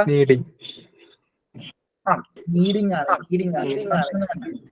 ഓക്കെ, അപ്പോ ഈ പഗ്ഗിങ് അല്ലെങ്കിൽ ഇതിന് പഗ്ഗിങ് നീഡിങ് നമ്മൾ എന്താണ് ടെമ്പറിങ് എന്ന് പറയുന്ന പ്രോസസ്സിനകത്ത് നമ്മൾ പഠിക്കുന്നുണ്ടാവുക അല്ലെ. അപ്പൊ ഇവിടെ ഉത്തരം എന്താ വരിക? Process of mixing clay with water എന്ന് പറയുമ്പോൾ എന്താണ്, അത് നീഡിങ് ആണ്. എന്നാൽ ഗ്രൈൻഡിങ് എന്നുള്ള വേർഡ് വന്നിരുന്നെങ്കിൽ എന്തായിരിക്കും ഉത്തരം വരുന്നുണ്ടാവുക? അത് പഗ്ഗിങ് ആണ് അല്ലെ, സംശയമൊന്നും വേണ്ട. അപ്പം ഗ്രൈൻഡിങ് എന്നുള്ള വേർഡാണ് അവിടെ വന്നിട്ടുണ്ടെന്നുണ്ടെങ്കിൽ നമുക്ക് പറയാം അത് പഗ്ഗിങ് ആണ് എന്നുള്ളത് കൃത്യമായിട്ട് ഓർത്തിരിക്കാം. പഗ്ഗിങ് ആണ്. ഓക്കെ, സോ അതാണ് ഇവിടെ മനസ്സിലാക്കേണ്ടതായിട്ടുള്ളത് അല്ലെ. അപ്പൊ നീഡിങ്ങും പഗ്ഗിങ്ങും നമുക്ക് കൺഫ്യൂസിങ് ആവാനുള്ള സാധ്യതയുണ്ട്. അപ്പം grinding of clay with water ആണെന്നുണ്ടെങ്കിൽ വളരെ ഇമ്പോർട്ടന്റ് ആണ്, ശ്രദ്ധിക്കുക. Grinding of clay with water എന്നാണ് നമ്മളോട് ചോദിച്ചിട്ടുണ്ടെങ്കിൽ നമ്മളുടെ ഉത്തരം പഗ്ഗിങ് ആയിരിക്കും വരുന്നുണ്ടാവുക. അപ്പൊ അതിന് വേണ്ടിയിട്ട് പഗ്ഗിങ് മില്ലാണ് ഈ കൊടുത്തിട്ടുള്ളത് അല്ലെ. അപ്പൊ പഗ്ഗിങ് മില്ല് ഉണ്ടാവും. സോ അതുവഴിയായിരിക്കും നമ്മൾ എന്ത് ചെയ്യുന്നുണ്ടാവുക, അത് നമ്മൾ ഗ്രൈൻഡ് ചെയ്യുന്നുണ്ടാവുക. എന്നാൽ നീഡിങ് എന്ന് പറഞ്ഞാൽ നമ്മൾ കാലുകൊണ്ടൊക്കെ അത് എന്താണ് വളരെ സ്മോൾ സ്കെയിൽ മാനുഫാക്ചറിങ്ങിന് വേണ്ടിയിട്ട് പണ്ട് കാലങ്ങളിലൊക്കെ കാലുകൊണ്ടൊക്കെ ഇങ്ങനെ കുഴച്ചെടുക്കുന്നുണ്ടാവും അല്ലെ, വെള്ളമൊക്കെ ആഡ് ചെയ്തിട്ട് മിക്സ് ചെയ്യുന്നുണ്ടാവും, ക്ലേ വിത്ത് വാട്ടർ മിക്സ് ചെയ്യുന്നുണ്ടാവും. ഇത്തരത്തിലുള്ള പ്രോസസ്സിനെ വിളിക്കുന്നവരാണ് kneading. Okay, kneaded or pressed under feet of men or cattle അല്ലെ, കാറ്റിലിന്റെ ഒക്കെ സഹായത്തോടെ അല്ലെങ്കിൽ ആൾക്കാർ എന്ത് ചെയ്യുന്നുണ്ടാവും, ഇത്തരത്തിൽ കാലുകൊണ്ടൊക്കെ മെതിച്ച് അല്ലെങ്കിൽ കുഴച്ചെടുക്കുന്നുണ്ടാവും. ഓക്കെ, അതാണ് നീഡിങ് എന്ന് പറയുന്ന പ്രോസസ്സ്. എന്നാൽ പഗ്ഗിങ് എന്ന് പറയുന്നത് കുറച്ചുകൂടെ ലാർജ് ക്വാണ്ടിറ്റിയിലൊക്കെ നമുക്ക് ലാർജ് സ്കെയിൽ മാനുഫാക്ചറിംഗിലേക്കൊക്കെ വരുമ്പോൾ ഇപ്പൊ പഗ് മിൽസ് അല്ലെ, പഗ് മിൽസ് യൂസ് ചെയ്യുന്നുണ്ടാവും. അപ്പൊ ഈ കാണുന്ന ചിത്രത്തിൽ കാണുന്ന പഗ് മിൽസ് എന്ന് പറയുന്നത്, അപ്പൊ ഇതിങ്ങനെ റൊട്ടേറ്റ്, ഇവിടെ ഒരു ആം ഉണ്ടാവും, ഈ ആം വെച്ചിട്ട് ഇങ്ങനെ റൊട്ടേറ്റ് ചെയ്യുന്നുണ്ടാവും. ഓക്കെ, റൊട്ടേറ്റ് ചെയ്യുന്ന സമയത്ത് ഇത്തരത്തിലെ നൈഫ്സും മറ്റു കാര്യങ്ങളൊക്കെ ഉണ്ട്. അപ്പൊ ഇതിനാണ് ഉള്ളിലേക്ക് ക്ലേ ഒക്കെ വെച്ചിട്ട് നമ്മൾ നന്നായിട്ട് മിക്സ് അല്ലെങ്കിൽ എന്താണ് ഗ്രൈൻഡ് ചെയ്തെടുക്കുന്നുണ്ടാകും. സോ അതാണ് ബേസിക് ആയിട്ട് നമ്മൾ മനസ്സിലാക്കേണ്ടതായിട്ടുള്ളത് കേട്ടോ. ഓക്കെ, സോ അത് ക്ലിയർ ആണെന്ന് വിചാരിക്കുന്നു. സോ മറ്റൊരു ചോദ്യത്തിലേക്ക് പോവാം. ചോദ്യം എന്താ? Which is the grade of ordinary Portland cement conforming IS 12269? ഏതായിരുന്നു? പ്രീവിയസ് ഇയർ ക്വസ്റ്റ്യൻ ആണ്, നമ്മളത് ഡിസ്കസ് ചെയ്തതാണ്. സംശയമൊന്നും വേണ്ട, ഓപ്ഷൻ എ തന്നെയാണ്. അപ്പം ഈ പറയുന്ന രീതിയിൽ IS 12269, ദാറ്റ് ഈസ് അത് മെയിനായിട്ട് 3 ഗ്രേഡ് ആണുള്ളത് അല്ലെ. 33, 40, 53 3 ഗ്രേഡ് നമുക്ക് ഓർഡിനറി OPC എന്ന് പറഞ്ഞാൽ എന്താ, ഓർഡിനറി പോർട്ട്ലാൻഡ് സിമെന്റ് OPC ഉണ്ടാവും. അപ്പൊ അത്തരത്തിലുള്ള 3 ഗ്രേഡും കറസ്പോണ്ടിങ് അതിന്റെ IS കോഡും നമ്മൾ കൃത്യമായിട്ട് ഓർത്തിരിക്കാം. പ്രീവിയസ് ഇയർ ക്വസ്റ്റ്യൻ വന്നിട്ടുള്ളതാണ്. ഓക്കെ, അത് വിട്ട് കളയരുത്. അപ്പൊ IS code for Portland cement, ordinary Portland cement എന്ന് പറയുന്നത് നമുക്ക് 3 കാറ്റഗറി പറയാനുണ്ട്. 33 ഗ്രേഡ് അവൈലബിൾ ആണ്, 43 ഗ്രേഡ് അവൈലബിൾ ആണ്, 53 ഗ്രേഡ് അവൈലബിൾ ആണ്. അപ്പോൾ IS കോഡും വളരെ ഇമ്പോർട്ടന്റ് ആയിട്ട് മനസ്സിലാക്കേണ്ടതായിട്ടുണ്ട്. അപ്പം 12269 IS 12269 53 ഗ്രേഡ് ആണ്. വെറും 269 ആണെന്നുണ്ടെങ്കിൽ 33 ഗ്രേഡ് ആണ്. ഓർത്തിരിക്കാനാണേ, വെറും 269 ആണെന്നുണ്ടെങ്കിൽ 33 ഗ്രേഡ് അല്പം കൂടുതലാണ് അല്ലെ, 12 കൂടി 12 269 ആണെങ്കിൽ ഏറ്റവും കൂടുതലായിട്ടുള്ള 53 ഗ്രേഡ്. അപ്പൊ 269 ഇല്ലാത്തത് ഏതാണെന്ന് ചോദിച്ചു കഴിഞ്ഞാൽ 43 ഗ്രേഡ്. ഓർത്തിരിക്കാൻ വേണ്ടി പറഞ്ഞതേ ഉള്ളൂ. 269 ഇല്ലാത്തത് 43 ഗ്രേഡ്, 12 250 ഇച്ചിരി കൂടുതലാണ്, അപ്പൊ 53 ഗ്രേഡ്. വെറും 269 ആണെന്നുണ്ടെങ്കിൽ അത് 33 ഗ്രേഡ്. ഓക്കെ, ഞാൻ ഒന്ന് ഓർത്തിരിക്കാം കൃത്യമായിട്ട്. IS കോഡ് ഒരു ഐഡിയ ഉണ്ടെന്നുണ്ടെങ്കിൽ ഓപ്ഷനിൽ അത്ര ബുദ്ധിമുട്ടായിട്ടൊന്നും വരത്തില്ല, എന്നാൽ തന്നെ നമുക്കൊരു ഐഡിയ നമുക്ക് വേണം. ഓക്കെ, സോ 8112 ആണ് നമ്മുടെ 43 ഗ്രേഡ്. 269 IS 269 1989 ആണ് 33 ഗ്രേഡ്. 12 269 1987 ആണ് 53 ഗ്രേഡ് എന്നുള്ളതും ഒന്ന് മനസ്സിലാക്കിയിരിക്കാം. ഓക്കെ, അപ്പൊ 3 ഗ്രേഡാണ് നമുക്ക് OPC IS സ്റ്റാൻഡേർഡ് പ്രകാരം 3 ഗ്രേഡാണ് OPC അവൈലബിൾ ആയിട്ടുള്ളതും കൂടി ഓർത്തിരിക്കാം. ഓക്കെ, ക്ലിയർ എന്ന് വിചാരിക്കുന്നു. മറ്റൊരു ചോദ്യത്തിലേക്ക് പോവാം. ചോദ്യം ഇതാണ്: the type of mortar commonly used for small works in the village. വില്ലേജുകളിലൊക്കെ നമ്മൾ ചെറിയ ചെറിയ വർക്കുകൾക്കൊക്കെ നമ്മൾ യൂസ് ചെയ്യുന്ന മോട്ടാർ ഏതാണ് commonly used? Cement lime mortar, cement lime mortar, cement mortar, mud mortar, lime mortar. Okay, അപ്പൊ മോട്ടാർ എന്ന് പറയുന്ന ആ ഒരു ടോപ്പിക്കുമായി ബന്ധപ്പെട്ടാണ് ഈ ക്വസ്റ്റ്യൻ വന്നത്, അതിന്റെ ആപ്ലിക്കേഷൻ എന്ന നിലയിൽ. അപ്പൊ ഇവിടെ ഉത്തരം വരിക മഡ് മോട്ടാർ ആണ്, മഡ് മോട്ടാർ. ഓക്കെ, അപ്പൊ ഓർത്തിരിക്കാം, ഇത്തരത്തിൽ മഡ് മോട്ടാർ എന്ന് പറഞ്ഞാൽ ബേസിക്കലി എന്താണ്, used as A binding material. And അപ്പൊ ഇതിനകത്തിൽ എന്താണ് ഈ മഡ് മോട്ടാറിനകത്ത് മഡ് എന്തിനാണ് യൂസ് ചെയ്യുന്നത്? Mud is used as A binding material അല്ലെ, ബൈൻഡ് ചെയ്യാൻ വേണ്ടിയിട്ട് ബൈൻഡിങ് മെറ്റീരിയൽ ആയിട്ടാണ് നമ്മൾ സിമെന്റ് എന്തിനാണോ യൂസ് ചെയ്യുന്നത് അതുപോലെ തന്നെ ഇവിടെ മഡ് യൂസ് ചെയ്യുന്നത്, binding material. And sawdust rice husk, അതായത് നമ്മുടെ തവിട് പൊടി എന്നൊക്കെ പറയാറില്ലേ നമ്മള്, തവിട് അതായത് റൈസിന്റെ ആ ഒരു പൊടി, അത് അതുപോലെ തന്നെ കൗഡങ്, അവിടെയൊക്കെ നമ്മൾ യൂസ് ചെയ്യുന്നുണ്ടാവും എന്തിനു വേണ്ടിയിട്ട്? ഫൈൻ അഗ്രിഗേറ്റ് ആയിട്ട് അല്ലെ, ഫൈൻ അഗ്രിഗേറ്റ് ആയിട്ട് നമ്മൾ സോഡസ്റ്റ്, അറക്കുപൊടി, അതുപോലെ തന്നെ എന്താണ് തവിട് അല്ലെങ്കിൽ അരിയുടെ ഒക്കെ കഴുകുന്ന അല്ലെങ്കിൽ അതിന്റെയൊക്കെ പുറത്തുള്ള തൊലി ഉണ്ടല്ലോ, റൈസ് ഹസ്ക് ഇവിടെ യൂസ് ചെയ്യുന്നുണ്ടാവും, അല്ലെങ്കിൽ കൗഡങ് നമ്മൾ യൂസ് ചെയ്യുന്നുണ്ടാവും ഫൈൻ അഗ്രിഗേറ്റ് ആയിട്ട്. Okay, the type of mortar commonly used for small work in village. അതുപോലെ തന്നെ mud mortar is usually where lime or cement is not available. Okay, അപ്പൊ ഇത് ആപ്ലിക്കേഷൻ ജസ്റ്റ് ഒന്ന് ഓർത്തിരുന്നാൽ മതി. വില്ലേജുകളിൽ ചെറിയ വർക്കുകൾക്ക് യൂസ് ചെയ്യുന്നതാണ് മഡ് മോട്ടാർ ആണെന്നുള്ളത് അവർ എടുത്ത് പറയുന്നുണ്ട്, അതുകൊണ്ടൊന്ന് മനസ്സിലാക്കിയിരിക്കും. മറ്റൊരു ചോദ്യത്തിലേക്ക് പോവാം. The vertical sides of finished opening on both sides of doors window are known as dash. Option B. Option B നമ്മൾ ഈ വന്ന കഴിഞ്ഞ എക്സാമിന് ചോദിച്ചൊരു ചോദ്യം തന്നെയാണ്. ഇത്തരത്തില് നമ്മൾ ഈ പറയുന്ന ജനാലകൾ അല്ലെങ്കിൽ ഡോറൊക്കെ നമ്മൾ കൺസിഡർ ചെയ്യുന്ന സമയത്ത് ഒരു ഫിനിഷ്ഡ് ആയിട്ടുള്ള ഒരു ഓപ്പണിംഗ് ഉണ്ടാവും ഒരു വെർട്ടിക്കൽ സൈഡ്സിൽ അല്ലെ. അപ്പൊ അതിനെ വിളിക്കുന്ന പേരാണ് എന്ത്?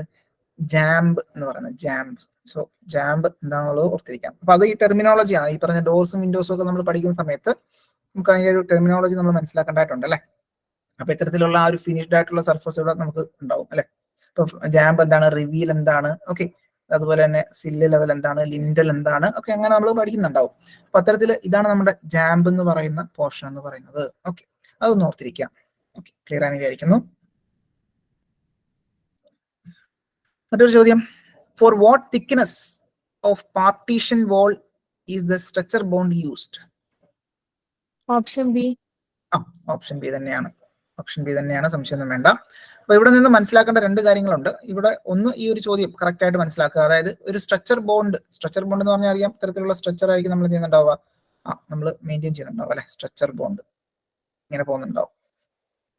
ഓക്കെ, അപ്പൊ സ്ട്രക്ചർ ബോണ്ട് നമ്മൾ കൺസിഡർ ചെയ്യുന്ന സമയത്ത് എന്താണ്, ഇവിടെ ആ ഒരു അതായത് ഇവിടെ ശ്രദ്ധിക്കേണ്ട കാര്യം, നമ്മളിപ്പോ സിംഗിൾ അല്ലെങ്കിൽ എന്താണ് ഒരു പാർട്ടീഷൻ വോൾ എന്ന് പറഞ്ഞാൽ അവിടെ ലോഡോ മറ്റു കാര്യങ്ങളോ ഒന്നും എടുക്കുന്നുണ്ടാവില്ല. ജസ്റ്റ് പാർട്ടീഷൻ നമുക്ക് കിട്ടണം. അപ്പൊ പാർട്ടീഷൻ ചെയ്യുന്ന സമയത്ത് എന്താണ്, വളരെ തിക്നെസ് കുറഞ്ഞു വേണം നമുക്ക് ആ ഭിത്തിക്ക് വണ്ണം, അല്ലെങ്കിൽ ഭിത്തിയുടെ തിക്നെസ് വളരെ കുറവായിരിക്കണം വേണ്ടുന്നത്. പാർട്ടീഷൻ ചെയ്താൽ മാത്രം മതിയല്ലോ. അപ്പൊ നോക്കുമ്പോൾ നമുക്ക് മിനിമം ആ ഒരു പാർട്ടീഷന്റെ ആ ഒരു തിക്നെസ് വരുന്നതെന്ന് വെച്ചാൽ, ആ ഒരു സ്ട്രക്ചർ ബോണ്ട് ഇങ്ങനെ കൺസിഡർ ചെയ്യണമെന്നുണ്ടെങ്കിൽ, ഇങ്ങനെ പോവുകയാണെന്നുണ്ടെങ്കിൽ മിനിമം എത്രയാണ്, ഈ ഒരു ഡിസ്റ്റൻസ് ആയിരിക്കും, ഈ ഒരു വിഡ്ത്ത് ആയിരിക്കും നമുക്ക് മിനിമം വരുന്നുണ്ടാവുക. ഓക്കെ, അപ്പൊ മിനിമം നമുക്കറിയാം അത് 10 ആണ് അല്ലെ. ഓക്കെ, അപ്പൊ 10 ആണ്. സോ അതുകൊണ്ട് തന്നെ നമുക്ക് പറയാം 10 സെന്റിമീറ്റർ ആണ് എന്ത്, ആ പാർട്ടീഷൻ വോളിന്റെ തിക്നെസ് എന്ന് പറയുന്നത്. So for thickness for 10 centimetre തിക്നെസ്സിലായിരിക്കും എന്ത്, ഈ പാർട്ടീഷൻ വോൾ നമ്മൾ സ്ട്രക്ചർ ബോണ്ട് വെച്ച് നമ്മൾ ചെയ്യുന്ന സമയത്ത് നമുക്ക് ചെയ്യാൻ കിട്ടുന്നത്. അപ്പൊ മറ്റൊരു ചോദ്യം വരുന്നത്, നമുക്ക് ഏറ്റവും കുറച്ച് തിക്നെസ്സിൽ ചെയ്യാൻ പറ്റുന്നത് ഏത് ബോണ്ട് വെച്ചാണെന്നുള്ള ചോദ്യം വന്നാലും നമുക്ക് ഉത്തരം എന്താണ്, സ്ട്രക്ചർ ബോണ്ടാണ് വരുന്നുണ്ടാവുക. ഓക്കെ, ഏറ്റവും ചെറിയ തിക്നെസ്സിൽ നമുക്ക് ചെയ്യാൻ പറ്റുന്ന ഏത് ടൈപ്പ് ഓഫ് ബോണ്ടിലാണ് നമുക്ക് പാർട്ടീഷൻ വാളിൽ ഏറ്റവും ചെറിയ തിക്നെസ്സിൽ ചെയ്യാൻ സാധിക്കുന്നത് എന്നുള്ള ചോദ്യം വന്നാൽ ഉത്തരം സ്ട്രക്ചർ ബോണ്ട് ആണെന്നുള്ളതും ഒന്ന് മനസ്സിലാക്കിയിരിക്കുക. ഈ രണ്ട് കാര്യങ്ങളാണ് ഈ ഒരു ക്വസ്റ്റിനുമായി ബന്ധപ്പെട്ട് മനസ്സിലാക്കേണ്ടത്. സോ 10 സെന്റിമീറ്റർ ആണ് നമ്മുടെ ഉത്തരം. മറ്റൊരു ചോദ്യത്തിലേക്ക് പോവാം. The process of adding cement in lime mortar. Lime mortar cement add ചെയ്യുന്ന പ്രോസസ്സിനെ വിളിക്കുന്ന പേരെന്താണ്? ഏതാണ്? ഗേജിങ്. ഗേജിങ് ആണ്, ഗേജിങ്. ഓക്കെ, അപ്പൊ അതിനെ ഗേജ്ഡ് മോർട്ടാർ എന്ന് പറയാറുണ്ടല്ലേ. അതെ, ഗേജ്ഡ് മോർട്ടാർ എന്ന് പറയുന്നുണ്ട്.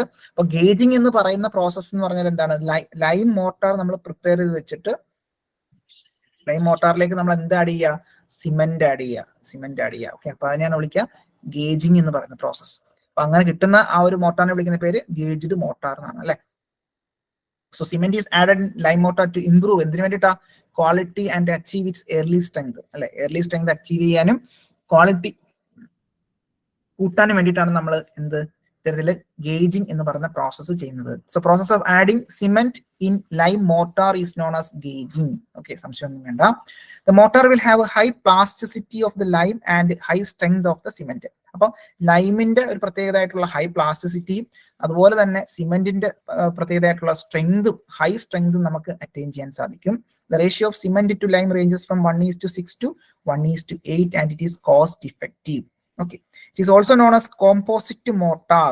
നമുക്ക് എന്ത് വിളിക്കാറുണ്ട്, കോമ്പോസിറ്റ് മോർട്ടാർ എന്നും വിളിക്കാറുണ്ട്, അല്ലെങ്കിൽ ലൈം സിമെന്റ് മോർട്ടാർ എന്നും വിളിക്കാറുണ്ട്. Used for bedding and for thick brick wall അല്ലെ. ബെഡിങ്ങിനും അതുപോലെ തന്നെ തിക്ക് ആയിട്ടുള്ള ബ്രിക്ക് വാൾസുകൾ മെയിൻറ്റെയിൻ ചെയ്യാനാണ് നമ്മൾ സാധാരണ ഗേജ്ഡ് മോട്ടാർസ് യൂസ് ചെയ്യുന്നുണ്ടാവുക. So gauged mortar should be consumed within 1 to 2 hours അല്ലെ. പെട്ടെന്ന് തന്നെ എന്ത് ചെയ്യുന്നുണ്ടാവും, അത് സെറ്റായി പോകുന്നുണ്ടാവും. അതുകൊണ്ട് തന്നെ വിത്തിൻ 1 to 2 hours നമ്മൾ എന്ത് ചെയ്യുക, കൺസ്യൂം ചെയ്യേണ്ടതായിട്ട് കൂടിയുണ്ട്. ഓക്കെ, ഇത്രയും കാര്യങ്ങളാണ് നമുക്ക് ഗേജ്ഡ് മോട്ടോറുമായി ബന്ധപ്പെട്ട് മനസ്സിലാക്കേണ്ടത്. ഓക്കെ, ക്ലിയർ ആണെന്ന് വിചാരിക്കുന്നു. മറ്റൊരു ചോദ്യത്തിലേക്ക് പോവാം. Which class of lime is used for white washing and for finishing coat in plastering? അപ്പം ലൈം എന്ന് പറയുന്നത് വളരെ ഇമ്പോർട്ടന്റ് ആയിട്ടുള്ള ഒരു ഏരിയ ആണെന്ന് പറഞ്ഞു, ടോപ്പിക് ആണെന്ന് പറഞ്ഞു. അപ്പൊ അതിനകത്ത് നിന്ന് ഓപ്ഷൻ സി ക്ലാസ് സി ആണ്. അപ്പൊ ക്ലാസ് സി ആണ്. അപ്പൊ സ്റ്റാൻഡേർഡ് ആയിട്ടുള്ള ആ ഒരു ക്ലാസ് എന്താണെന്നുള്ളത് മനസ്സിലാക്കിയിരിക്കുക, അതിന്റെ ആപ്ലിക്കേഷൻ നമ്മൾ മനസ്സിലാക്കിയിരിക്കുക. Okay, fine. സോ നമുക്ക് വൈറ്റ് വാഷിങ്ങിനും അതുപോലെ തന്നെ ഫിനിഷിംഗ് കോട്ട്, പ്ലാസ്റ്റർ ചെയ്യുന്ന സമയത്ത് ഫിനിഷിംഗ് കോട്ടിനൊക്കെ നമ്മൾ സാധാരണ ക്ലാസ് സി ആണ് നമ്മൾ യൂസ് ചെയ്യുന്നുണ്ടാവുക. ക്ലാസ് സി ആണ് നമ്മൾ ലൈമാണ് യൂസ് ചെയ്യുന്നത്. ഓക്കെ, അപ്പം class sorry BIS classification of lime, BIS classification of ലൈമിലേക്ക് വരുമ്പോൾ class A, B, C, D, E and F ആണ് ക്ലാസിഫിക്കേഷൻ വരുന്നുണ്ടാവുക. അതിനകത്ത് എ എന്ന് പറഞ്ഞാൽ ക്ലാസ് എ എന്ന് പറഞ്ഞാൽ എമിനന്റ്ലി ഹൈഡ്രോളിക് ലൈമാണ് അല്ലെ, ഏറ്റവും എന്താണ് വളരെയധികം ക്വാളിറ്റി കൂടിയിട്ടുള്ള എമിനന്റ്ലി ഹൈഡ്രോളിക് ലൈമാണ് എന്ത് ക്ലാസ് എ എന്ന് പറയുന്നത്. യൂസ്ഡ് ഫോർ, വളരെ ഇമ്പോർട്ടന്റ് ആണ്, used four structural work and construction under dam condition അല്ലെ, ഡാം കണ്ടീഷൻ അതായത് മോയ്സ്ചർ ഒക്കെ ഉള്ള കണ്ടീഷനിലൊക്കെ നമ്മൾ സാധാരണ യൂസ് ചെയ്യാൻ പറ്റുന്ന sorry used for structural work, ഇത് ചോദിച്ചിട്ടുള്ള ചോദ്യമാണ്. യൂസ്ഡ് ഫോർ സ്ട്രക്ചറൽ വർക്ക് അതുപോലെ തന്നെ കൺസ്ട്രക്ഷൻ അണ്ടർ ഡാം കണ്ടീഷൻ ഏത് തരത്തിലുള്ള ലൈം യൂസ് ചെയ്യുന്നു. അപ്പൊ ഒന്നെങ്കിൽ പറയാം എമിനന്റ്ലി ഹൈഡ്രോളിക് ലൈം അല്ലെങ്കിൽ അതിന്റെ ക്ലാസ് എ. രണ്ട്, used for superior masonry construction, used for superior masonry construction. അതിന് നമുക്ക് എന്താ യൂസ് ചെയ്യാൻ പറ്റുക, semi hydraulic lime, that is class B. Class സിയിലേക്ക് വരുമ്പോൾ ഫാറ്റ് ലൈം എന്നാണ് പറയുക, fat lime. So fat lime is used for white washing and for finishing coat in plastering, വളരെ ഇമ്പോർട്ടന്റ് ആണ്, ചോദിച്ചിട്ടുള്ളതാണ്. ദെൻ ക്ലാസ് ഡിയിലേക്ക് വരുമ്പം നമ്മുടെ magnesium dolomite, class D for dolomite അല്ലെ, മഗ്നീഷ്യം ഡോളോമൈറ്റ്, ഡി നോർത്തിരുന്നാൽ മതി, ഡോളോമൈറ്റ് അതുപോലെ തന്നെ ക്ലാസ് ഡി. അപ്പം class D magnesium dolomite lime ആണ് യൂസ്ഡ് ഫോർ ഫിനിഷിംഗ് കോട്ട്. അപ്പം ഈ പറയുന്ന ഫിനിഷിംഗ് കോട്ട് നമ്മൾ ക്ലാസ് എഫ് നമ്മൾ യൂസ് ചെയ്യാറുണ്ട്. അപ്പൊ അത്തരത്തിൽ എന്താണ് used for finishing coat in plastering and for inferior quality white washing work അല്ലെ, ക്വാളിറ്റി ഒക്കെ കുറവായിട്ടുള്ള ഇൻഫീരിയർ ആയിട്ടുള്ള വൈറ്റ് വാഷിംഗ് വർക്കുകൾക്കും ഫിനിഷിംഗ് കോട്ടുകൾക്കൊക്കെ നമ്മൾ സാധാരണ മഗ്നീഷ്യം ഡോളോമൈറ്റിക് ലൈം നമ്മൾ യൂസ് ചെയ്യാറുണ്ട്, ക്ലാസ് ഡി യൂസ് ചെയ്യാറുണ്ട്. ക്ലാസ് ഇ എന്ന് പറയുന്നത് ഏറ്റവും ലോ ക്വാളിറ്റി ഉള്ള ആണ്, ദാറ്റ് ഈസ് കൺകാർ ആണ്, kankar lime used as a mortar for masonry. അപ്പം മേസണറിക്കൊക്കെ നമ്മൾ സാധാരണ മോർട്ടാർ ആയിട്ട് ഇത്തരത്തിലുള്ള ലൈം മോർട്ടാറിനൊക്കെ നമ്മൾ ക്ലാസ് ഇ കൺകാർ ലൈം നമ്മൾ യൂസ് ചെയ്യാറുണ്ട്. Okay, class F siliceous dolomitic lime ആണ്, class F siliceous dolomitic lime ആണ് used as a under coat and finishing coat of plaster ആയിട്ട് യൂസ് ചെയ്യുന്നുണ്ട്. ഓക്കെ, അപ്പൊ ക്ലാസ് എഫ് എന്ന് പറയുന്നത് ഏത് ലൈം ആണ്, കൺകാർ ലൈം ആണോ, മഗ്നീഷ്യം ആണോ, സെമി ഹൈഡ്രോളിക് ലൈം ആണോ, എമിനന്റ്ലി ആണോ, സിലീഷ്യസ് ആണോ എന്ന് ചോദിച്ചു കഴിഞ്ഞാൽ ക്ലാസ് എഫ് എന്ന് പറയുന്നത് സിലീഷ്യസ് ഡോളോമൈറ്റിക് ലൈം ആണെന്നുള്ള രീതിയിലും ചോദ്യം വരാം. കറസ്പോണ്ടിങ് ആപ്ലിക്കേഷൻ തന്നിട്ട് ഏത് ക്ലാസ്സിൽ നമ്മൾ യൂസ് ചെയ്യുന്നു എന്നുള്ളത് കൂടി നമുക്ക് പറയാം. ഓക്കെ, ക്ലിയർ ആണെന്ന് വിചാരിക്കുന്നു, അത് ഇമ്പോർട്ടന്റ് ആണ്, that is BIS classification important ആണ്. ഓക്കെ, ക്ലിയർ ആയെന്ന് വിചാരിക്കുന്നു. അടുത്ത ചോദ്യത്തിലേക്ക് പോവാം.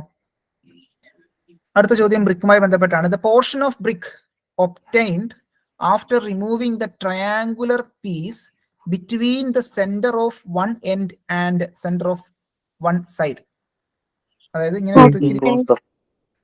ഏതാണ് ഓപ്ഷൻ എ, കറക്റ്റ് ആണ്, ഓപ്ഷൻ എ. അതായത് നമ്മൾ ഈ ഒരു നമ്മുടെ ഹെഡറിന്റെ ഒരു പോർഷൻ, ഈ ഒരു പോർഷൻ നമ്മുടെ സ്ട്രക്ചറിന്റെ ഈ ഒരു സെന്ററും തമ്മിൽ കണക്ട് ചെയ്തിട്ട് നമ്മൾ ഒരു ഇത്രയും പോർഷൻ കട്ട് ചെയ്ത് കളയുകയാണെന്നുണ്ടെങ്കിൽ നമുക്ക് എന്ത് കിട്ടും, കിങ് ക്ലോസർ കിട്ടും, കിങ് ക്ലോസർ. അപ്പൊ പലതരത്തിലുള്ള ക്ലോസർ ഉണ്ട് അല്ലെ, കിങ് ക്ലോസർ ഉണ്ട്, ക്യൂൻ ക്ലോസർ ഉണ്ട്. ഓക്കെ, അപ്പൊ നമ്മൾ നേരത്തെ കണ്ട ഹാഫ് ബ്രിക്ക് ബാറ്റ് ഉണ്ട്, 3/4 ബാറ്റ് ഉണ്ട്. അപ്പൊ അങ്ങനെ പല തരത്തിലുള്ള നമുക്ക് ചെറിയ ചെറിയ എന്താണ് മോഡിഫിക്കേഷൻ നമുക്ക് ചെയ്യാൻ സാധിക്കും അല്ലെ. പത്രത്തിൽ കട്ട് ചെയ്തുകൊണ്ട്, ബ്രിക്കിനെ കട്ട് ചെയ്തുകൊണ്ട് എങ്ങനെ കട്ട് ചെയ്യുന്നു, എങ്ങനെ റിമൂവ് ചെയ്യുന്നു, അതായത് രണ്ട് സർഫസിന്റെയും സെന്ററിൽ കൂടി നമ്മൾ കട്ട് ചെയ്ത് മാറ്റുകയാണെന്നുണ്ടെങ്കിൽ ഒരു ട്രയാങ്കുലർ പോർഷൻ നമുക്ക് കട്ട് ചെയ്ത് മാറ്റാം. അപ്പൊ അത്തരത്തിലുള്ള ആ ഒരു രീതിയിൽ കട്ട് ചെയ്ത് മാറ്റുകയാണെന്നുണ്ടെങ്കിൽ ബാക്കി വരുന്നതിന് എന്താ വിളിക്കാം, കിങ് ക്ലോസർ എന്ന് വിളിക്കുന്നു. ഓക്കെ, അപ്പൊ ഒന്ന് മനസ്സിലാക്കേണ്ടതായിട്ടുണ്ട്. സോ ഇതാണ് നമ്മുടെ കിങ് ക്ലോസർ എന്ന് പറയുന്നത് അല്ലെ. ഈ ഒരു സർഫസിന്റെ സെന്ററിലും ഈ ഒരു സർഫസിന്റെയും എഡ്ജിന്റെ സെന്റർ വെച്ചിട്ട് നമ്മൾ എന്ത് ചെയ്യണം, കട്ട് ചെയ്ത് മാറ്റുകയാണ് അല്ലെ. സോ അതാണ് നമ്മളുടെ കിങ് ക്ലോസർ. അപ്പൊ ഹാഫ് ബ്രിക്ക് എന്ന് പറയുമ്പോൾ എന്താണ്, പകുതിക്കായിട്ട് അല്ലെ, പകുതിക്കായിട്ട് നമ്മൾ എന്ത് ചെയ്യുക, കട്ട് ചെയ്ത് മാറ്റുകയാണ് അല്ലെ. അതാണ് നമ്മൾ ഹാഫ് ബ്രിക്ക് ബാറ്റ്, അതിനെയാണ് ഹാഫ് ബ്രിക്ക് ബാറ്റ് എന്ന് പറയുന്നുണ്ടാവുക. ഓക്കെ, 3/4 എന്ന് പറയുമ്പോൾ ഏകദേശം ഇവിടെ നിന്ന് കട്ട് ചെയ്ത് മാറ്റുകയാണെങ്കിൽ 3/4 നമുക്ക് ബാറ്റ് എന്ന് പറയാൻ സാധിക്കും. ദെൻ ക്യൂൻ ക്ലോസർ എന്ന് പറഞ്ഞാൽ എന്താണ്, ഇങ്ങനെ ഈ ഒരു എഡ്ജ് ഹെഡറിന്റെ അവിടെ നിന്ന് പകുതിക്ക് കട്ട് ചെയ്ത് ഇങ്ങനെ മാറ്റുകയാണെന്നുണ്ടെങ്കിൽ, പാരലായിട്ട് ഇങ്ങനെ മാറ്റുകയാണെന്നുണ്ടെങ്കിൽ, ഓക്കെ, അപ്പൊ അതിനെ നമ്മൾ എന്ത് പറയാ, ക്യൂൻ ക്ലോസർ എന്ന് പറയുന്നുണ്ടാവുക. ഓക്കെ, ഒരു എഡ്ജ് ഇങ്ങനെ ഈ ഒരു കർവേച്ചർ ആണെങ്കിൽ അതിനെ ബുൾനോസ് എന്ന് പറയുന്നുണ്ടാവും, രണ്ട് സർഫസ് ഉണ്ടെന്നുണ്ടെങ്കിൽ അതിനെ കൗനോസ് എന്ന് പറയുന്നുണ്ടാവും. ഓക്കെ, ദെൻ ബെബിൾഡ് ക്ലോസർ എന്ന് പറഞ്ഞാൽ എന്താണ്, ഒരിന്റെ സെന്ററും അതുപോലെ തന്നെ മറ്റേ എഡ്ജുമായിട്ട് മെയിൻ ചെയ്ത് ഡയറക്റ്റ് ഇങ്ങനെ ബെവൽ ചെയ്ത് മാറ്റുകയാണെന്നുണ്ടെങ്കിൽ അല്ലെ, ഒരു വെഡ്ജ് ഷേപ്പായിട്ട് മാറ്റുകയാണെന്നുണ്ടെങ്കിൽ നമുക്ക് എന്താണ്, ബെബിൾഡ് ക്ലോസർ എന്ന് പറയുന്നു. മിറ്റേർഡ് ക്ലോസർ എന്ന് പറഞ്ഞാൽ എന്താണ്, ഇത്തരത്തിലുള്ള രീതിയിലാണ് കട്ട് ചെയ്ത് മാറ്റുന്നുണ്ടെങ്കിൽ ഒരു 45 to 60 ഡിഗ്രി മെയിൻറ്റെയിൻ ചെയ്തുകൊണ്ട് ഈ ഒരു തരത്തിലാണ് നമ്മൾ കൃത്യമായിട്ട് സെന്റർ ഒന്നും അല്ല, നമുക്ക് ഈ ഒരു കോർണറിൽ നിന്ന് സ്റ്റാർട്ട് ചെയ്ത് ഏതെങ്കിലും ഒരു പോർഷൻ സെന്റർ കൊണ്ട് അതിനിപ്പുറത്ത് നമ്മൾ ആ ഒരു ആംഗിൾ മെയിൻറ്റെയിൻ ചെയ്തുകൊണ്ട് നമ്മൾ കട്ട് ചെയ്ത് മാറ്റുകയാണെന്നുണ്ടെങ്കിൽ നമുക്ക് എന്ത് പറയാം, മിറ്റേർഡ് ക്ലോസർ എന്ന് പറയാം. ഓക്കെ, ഇത്രയും കാര്യങ്ങൾ അത്യാവശ്യം ഒന്ന് മനസ്സിലാക്കിയിട്ട് ഇരിക്കേണ്ടതായിട്ടുണ്ട് നമ്മളുടെ ഈ പറയുന്ന രീതിയിൽ ക്ലോസറുമായി ബന്ധപ്പെട്ട്. ഓക്കെ, ക്ലിയർ ആണെന്ന് വിചാരിക്കുന്നു. അപ്പൊ ഇവിടെ ഉത്തരം വരിക എന്താണ്? കിങ് ക്ലോസർ ആണ് എന്നുള്ളത് ഓർത്തിരിക്കാം. മറ്റൊരു ചോദ്യം, the cement mortar ratio used for general RCC work such as lintels, pillars, slabs, etc. is dash. Option A. Option B 1:4. ശ്രദ്ധിക്കുക, ഇവിടെ ലൈം മോട്ടാറിന്റെ റേഷ്യോ നമ്മൾ പഠിക്കേണ്ടതായിട്ടുണ്ട്, സിമെന്റ് മോട്ടാറും നമ്മൾ പഠിക്കേണ്ടതായിട്ടുണ്ട്. ഓക്കെ, അപ്പോൾ ജനറൽ RCC അല്ലെ, RCC വർക്കുകൾക്ക് നമ്മൾ, അപ്പോൾ ഫോർ എക്സാമ്പിൾ ലിൻഡൽസ് അല്ലെങ്കിൽ pillars, സ്ലാബുകൾക്കൊക്കെ നമ്മൾ സിമെന്റ് മോട്ടാർ റേഷ്യോ കൺസിഡർ ചെയ്യണമെന്നുണ്ടെങ്കിൽ ഉത്തരം 1:3 ആണെന്നുള്ളത് ഓർത്തിരിക്കാം. 1:3. അപ്പൊ കൃത്യമായിട്ട് നമുക്ക് ആ ഒരു ടേബിൾ പഠിക്കേണ്ടതായിട്ടുണ്ട്. നമ്മുടെ ടെക്സ്റ്റ് ബുക്കിലുള്ള ടേബിൾ തന്നെയാണ് കൊടുത്തിട്ടുള്ളത്. അപ്പൊ ഈ ടേബിൾ കൃത്യമായിട്ട് നമ്മൾ അനലൈസ് ചെയ്യേണ്ടതായിട്ടുണ്ട്. അപ്പൊ ജനറൽ വർക്കുകൾക്ക് RCC work such as lintels, pillars, slab, അതുപോലെ തന്നെ സ്ട്രെയിൻസ് ഒക്കെ നമുക്ക് കൺസിഡർ ചെയ്യണമെന്നുണ്ടെങ്കിൽ നമുക്ക് എന്താണ്, സിമെന്റ് മോട്ടാർ ആണെന്നുണ്ടെങ്കിൽ 1:3. അതുപോലെ തന്നെ എന്താ, കോൺക്രീറ്റ് മിക്സിംഗ് ആണെങ്കിൽ 1:2 ആ റേഷ്യോ 1:2:4 എന്നുള്ളത് മെയിൻറ്റെയിൻ ചെയ്ത് വെക്കുക. ഓക്കെ, അത് കൃത്യമായിട്ട് മനസ്സിലാക്കിയിരിക്കുക. സിമെന്റ് മോട്ടാർ 1:3 ആണെന്നുള്ളതും ഓർത്തിരിക്കാം. ഓക്കെ, അതുപോലെ തന്നെ എന്താണ്, സിമെന്റ് ഓർ ലൈം മോട്ടാർ 1:3. അപ്പൊ ഇത് തന്നെ എന്താണ്, ടൈപ്പ് ഓഫ് മോട്ടാർ എന്താണ്, എമിനന്റ്ലി ഹൈഡ്രോളിക് ലൈം അല്ലെ. എമിനന്റ്ലി ഹൈഡ്രോളിക് ലൈം എന്ന് പറഞ്ഞാൽ ഏകദേശം സിമെന്റ് പോലെ തന്നെയാണ് എമിനന്റ്ലി ഹൈഡ്രോളിക് ലൈം എന്ന് പറയുന്നത്. സാധാരണ water construction work in water logged area അല്ലെ, വെള്ളക്കെട്ടുള്ള ഏരിയകളിലൊക്കെ നമ്മൾ സാധാരണ ഇത്തരത്തിലുള്ള എമിനന്റ്ലി ഹൈഡ്രോളിക് ലൈം അല്ലെങ്കിൽ സിമെന്റ് ലൈം മോട്ടാർ 1:3 മെയിൻറ്റെയിൻ ചെയ്യാറുണ്ട്. Okay, then cement motor 1:2 maintain ചെയ്യുന്നത് ഡാമ്പ് പ്രൂഫ് കോഴ്സസ് അല്ലെ. അതുപോലെ തന്നെ സിമെന്റ് കോൺക്രീറ്റ് റോഡുകളിലൊക്കെ നമ്മൾ സിമെന്റ് മോട്ടാർ 1:2 ആണെന്നുള്ളത് ഒന്ന് ഓർത്തിരിക്കാം. ഓക്കെ, ഇപ്പം കോൺക്രീറ്റ് ചെയ്യുന്ന റോഡുകളിലൊക്കെ നമ്മൾ യൂസ് ചെയ്യുന്ന സിമെന്റ് മോട്ടാർ റേഞ്ച് 1:2 ആണെന്നുള്ളത് ഒന്ന് ഓർത്തിരിക്കാം. ഓക്കെ, അപ്പോൾ അതുപോലെ തന്നെ പ്ലാസ്റ്റർ വർക്കുകൾക്ക് നമ്മൾ യൂസ് ചെയ്യുന്നത് ഏതാണെന്ന് വെച്ചാൽ സിമെന്റ് മോട്ടാർ 1:3 തന്നെയാണ്. സിമെന്റ് മോട്ടാർ 1:3 അല്ലെങ്കിൽ 1:4 നമ്മൾ യൂസ് ചെയ്യാറുണ്ട്. ഓക്കെ, രണ്ടും കണ്ടിട്ടുണ്ട് ക്വസ്റ്റ്യനിൽ. 1:3 അല്ലെങ്കിൽ 1:4, അല്ലെങ്കിൽ ലൈം മോട്ടാറിലേക്ക് വരുമ്പോൾ 1:2. ഓക്കെ, പാർട്ടീഷൻ വാളുകളിലൊക്കെ നമ്മൾ യൂസ് ചെയ്യുന്ന 1:3 തന്നെയാണ് സിമെന്റ് മോട്ടാർ. ലൈം മോട്ടാർ എന്ന് പറയുമ്പോൾ 1:1. പാർട്ടീഷൻ വാളുകളിലൊക്കെ നമ്മൾ യൂസ് ചെയ്യുന്ന മോട്ടാർ ലൈം മോട്ടാർ ആണെങ്കിൽ 1:1, സിമെന്റ് മോട്ടാർ ആണെങ്കിൽ 1:3 മെയിൻറ്റെയിൻ ചെയ്യാം. ഓക്കെ, പോയിന്റിംഗ് വർക്കുകൾ, അതായത് നമ്മൾ ഇഷ്ടികയൊക്കെ വെച്ച് നമ്മൾ ചെയ്തതിനു ശേഷം പോയിന്റിംഗ് വർക്കുകൾ ഉണ്ടല്ലോ, ഫിനിഷിംഗിലേക്ക് ലാസ്റ്റ് പോയിന്റിംഗ് വർക്കിലേക്ക് വരുമ്പോൾ നമുക്ക് എന്താണ്, സിമെന്റ് മോട്ടോർ 1:1 ആണ്. വളരെ ഫൈൻ ആയിട്ടുള്ള 1:1 അല്ലെങ്കിൽ 1:2 യൂസ് ചെയ്യാൻ പറ്റും. ഓക്കെ, 1:1 ചോദിച്ചു കണ്ടിട്ടുണ്ട്, 1:1, 1:2 കണ്ടിട്ടുണ്ട്. അപ്പൊ രണ്ടും ഒന്ന് ഓർത്തിരിക്കാം. ഓക്കെ, ഇത്രയും കാര്യങ്ങൾ അത്യാവശ്യമായിട്ട് ഇത് ഒന്ന് മനസ്സിലാക്കി പോകേണ്ടതായിട്ടുണ്ട്. Then thin joints in brick work, വളരെ തിൻ ആയിട്ടുള്ള ജോയിന്റ്സ് ബ്രിക്ക് വർക്കിലാണെന്നുണ്ടെങ്കിൽ lime mortar 1:3, cement mortar 1:2. Okay, ഏകദേശം ഒരു ഐഡിയ നമുക്ക് വേണം ഇതുമായി ബന്ധപ്പെട്ട് റേഷ്യോ മെയിൻറ്റെയിൻ ചെയ്യുന്നത്. ജനറൽ വർക്കുകൾക്ക് നമ്മൾ ഓർത്തിരിക്കുക 1:3 തന്നെയാണ്. പ്ലാസ്റ്റർ വർക്കുകൾക്ക് 1:3 തന്നെയാണ്. ഓക്കെ, പാർട്ടീഷൻ വോളുകൾക്ക് 1:3 തന്നെയാണ്. അപ്പോൾ കൂടുതൽ വന്നിട്ടുള്ള 1:3 അതൊന്ന് ഓർത്തിരിക്കാം. ഓക്കെ, അപ്പൊ ജനറൽ വർക്ക്, പ്ലാസ്റ്റർ വർക്ക്, അതുപോലെ തന്നെ പാർട്ടീഷൻ വാൾസിലൊക്കെ പാരപ്പറ്റ് വാളൊക്കെ നമ്മൾ കെട്ടുന്ന സമയത്ത് 1:3 മെയിൻറ്റെയിൻ ചെയ്യേണ്ടതായിട്ടുണ്ട്. ഓക്കെ, അത് കൃത്യമായിട്ടൊന്ന് മനസ്സിലാക്കിയിരിക്കാം. ഓക്കെ, ക്ലിയർ ആണ്. എന്തോ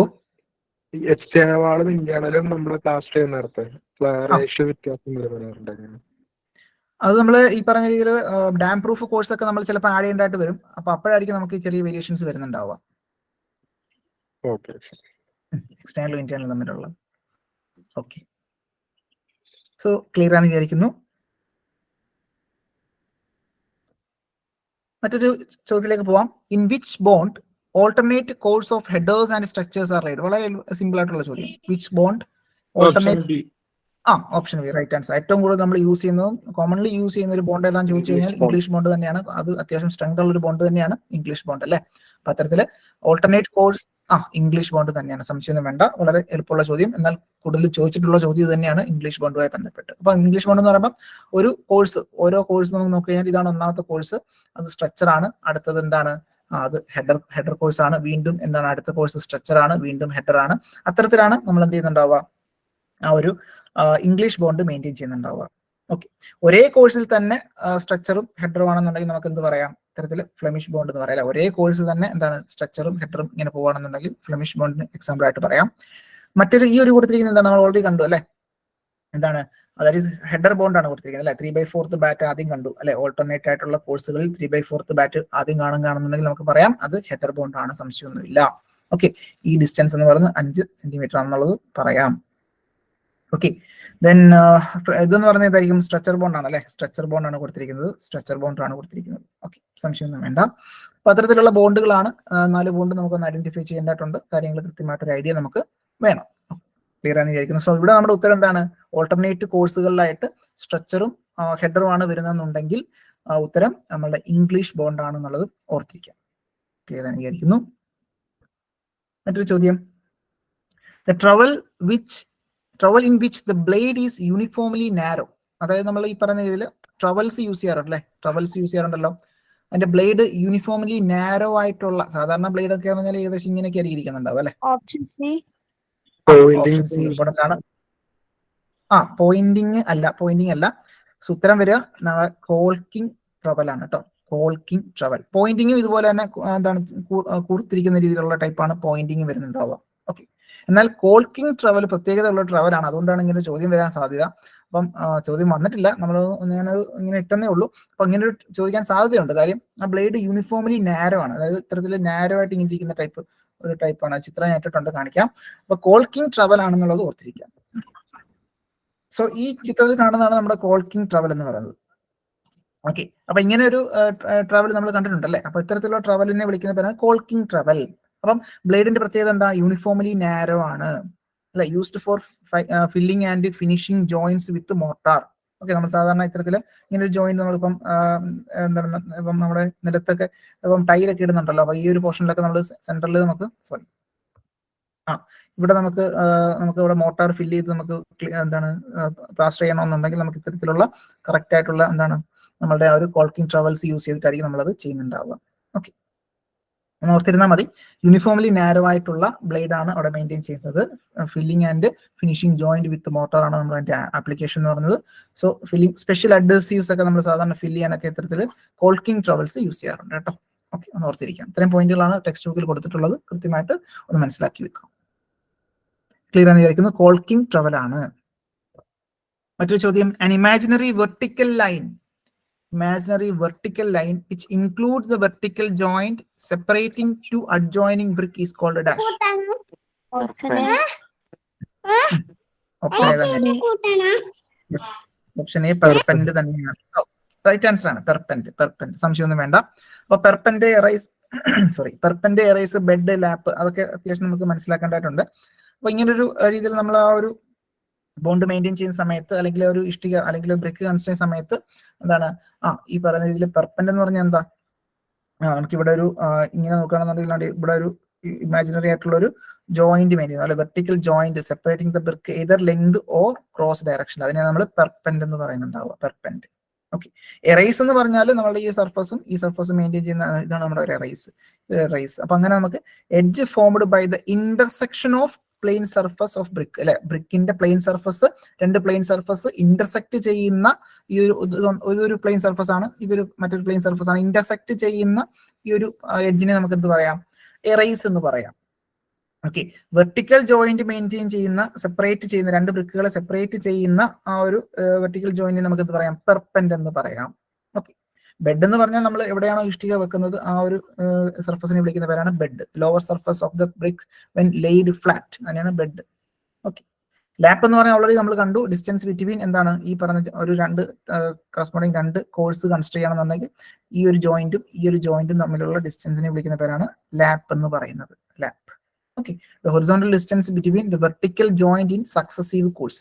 രണ്ട് സക്സസീവ് കോഴ്സ് എടുക്കുകയാണെന്നുണ്ടെങ്കിൽ അവിടുത്തെ വെർട്ടിക്കൽ ജോയിന്റുകൾക്കിടയിലുള്ള ആ ഒരു ഡിസ്റ്റൻസിനെ വിളിക്കുന്ന പേരാണെന്ത്, നമ്മുടെ ലാപ്പ് എന്ന് പറയുന്നത്.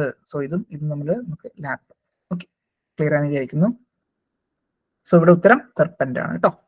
മറ്റൊരു ചോദ്യം, the aggregate which cannot pass ISCV 480 കടന്നു പോകാത്ത ആ ഒരു അഗ്രിഗേറ്റിനെ വിളിക്കുന്ന പേരെന്താണ്, coarse aggregate. Option C. Yes, coarse aggregate ആണ്. ഓപ്ഷൻ സി കോഴ്സ് അഗ്രിഗേറ്റ് ആണെന്നുള്ളത് ഓർത്തിരിക്കാം.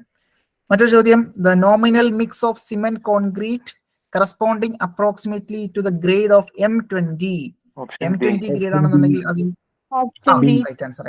M20 1:1.5:3 ആണ്. വളരെ ഇമ്പോർട്ടന്റ് ആണ് കേട്ടോ. ഇത്തരത്തില് ആ ഒരു നോമിനൽ മിക്സ് നമ്മളോട് ചോദിക്കാറുണ്ട്. ഇത്തരത്തിലുള്ള M20 തന്നിട്ട് അല്ലെങ്കിൽ M15 തന്നെ, അങ്ങനെ M10 തരുന്നുണ്ടാവും, M5 തരുന്നുണ്ടാവും. അപ്പൊ അത്യാവശ്യമായിട്ട് അതിന്റെ പ്രൊപ്പോർഷൻ ഓഫ് മിക്സ്, ആ ഒരു മിക്സിന്റെ പ്രൊപ്പോർഷൻ കൂടി ഒന്ന് ഓർത്തിരിക്കാം.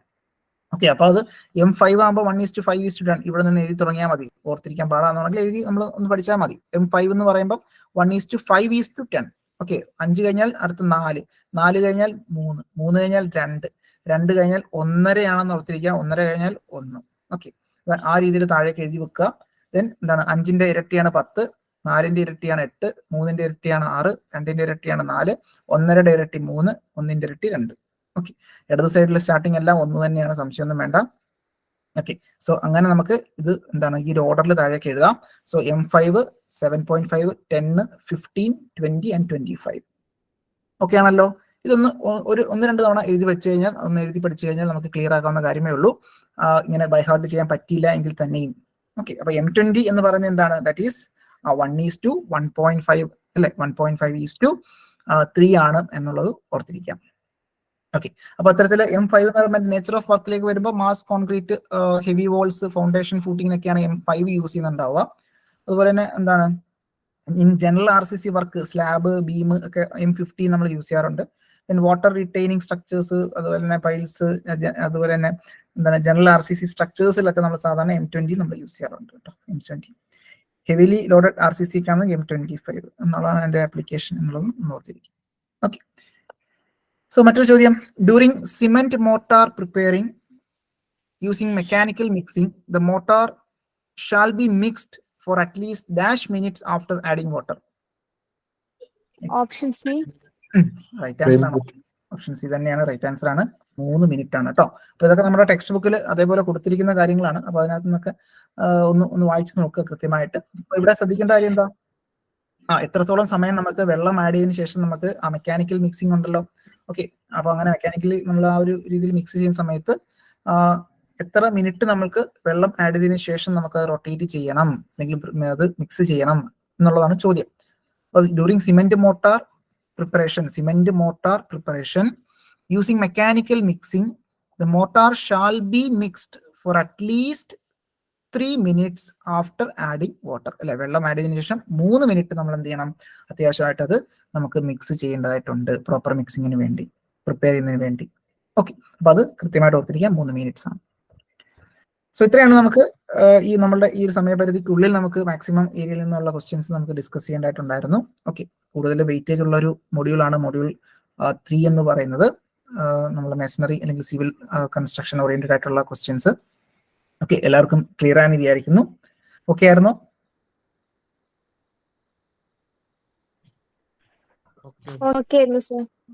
Okay fine. സോ അടുത്തൊരു ക്ലാസ്സിൽ അടുത്തൊരു മൊഡ്യൂളുമായിട്ട് നമുക്ക് കാണാം. Thank you sir. ഓക്കെ.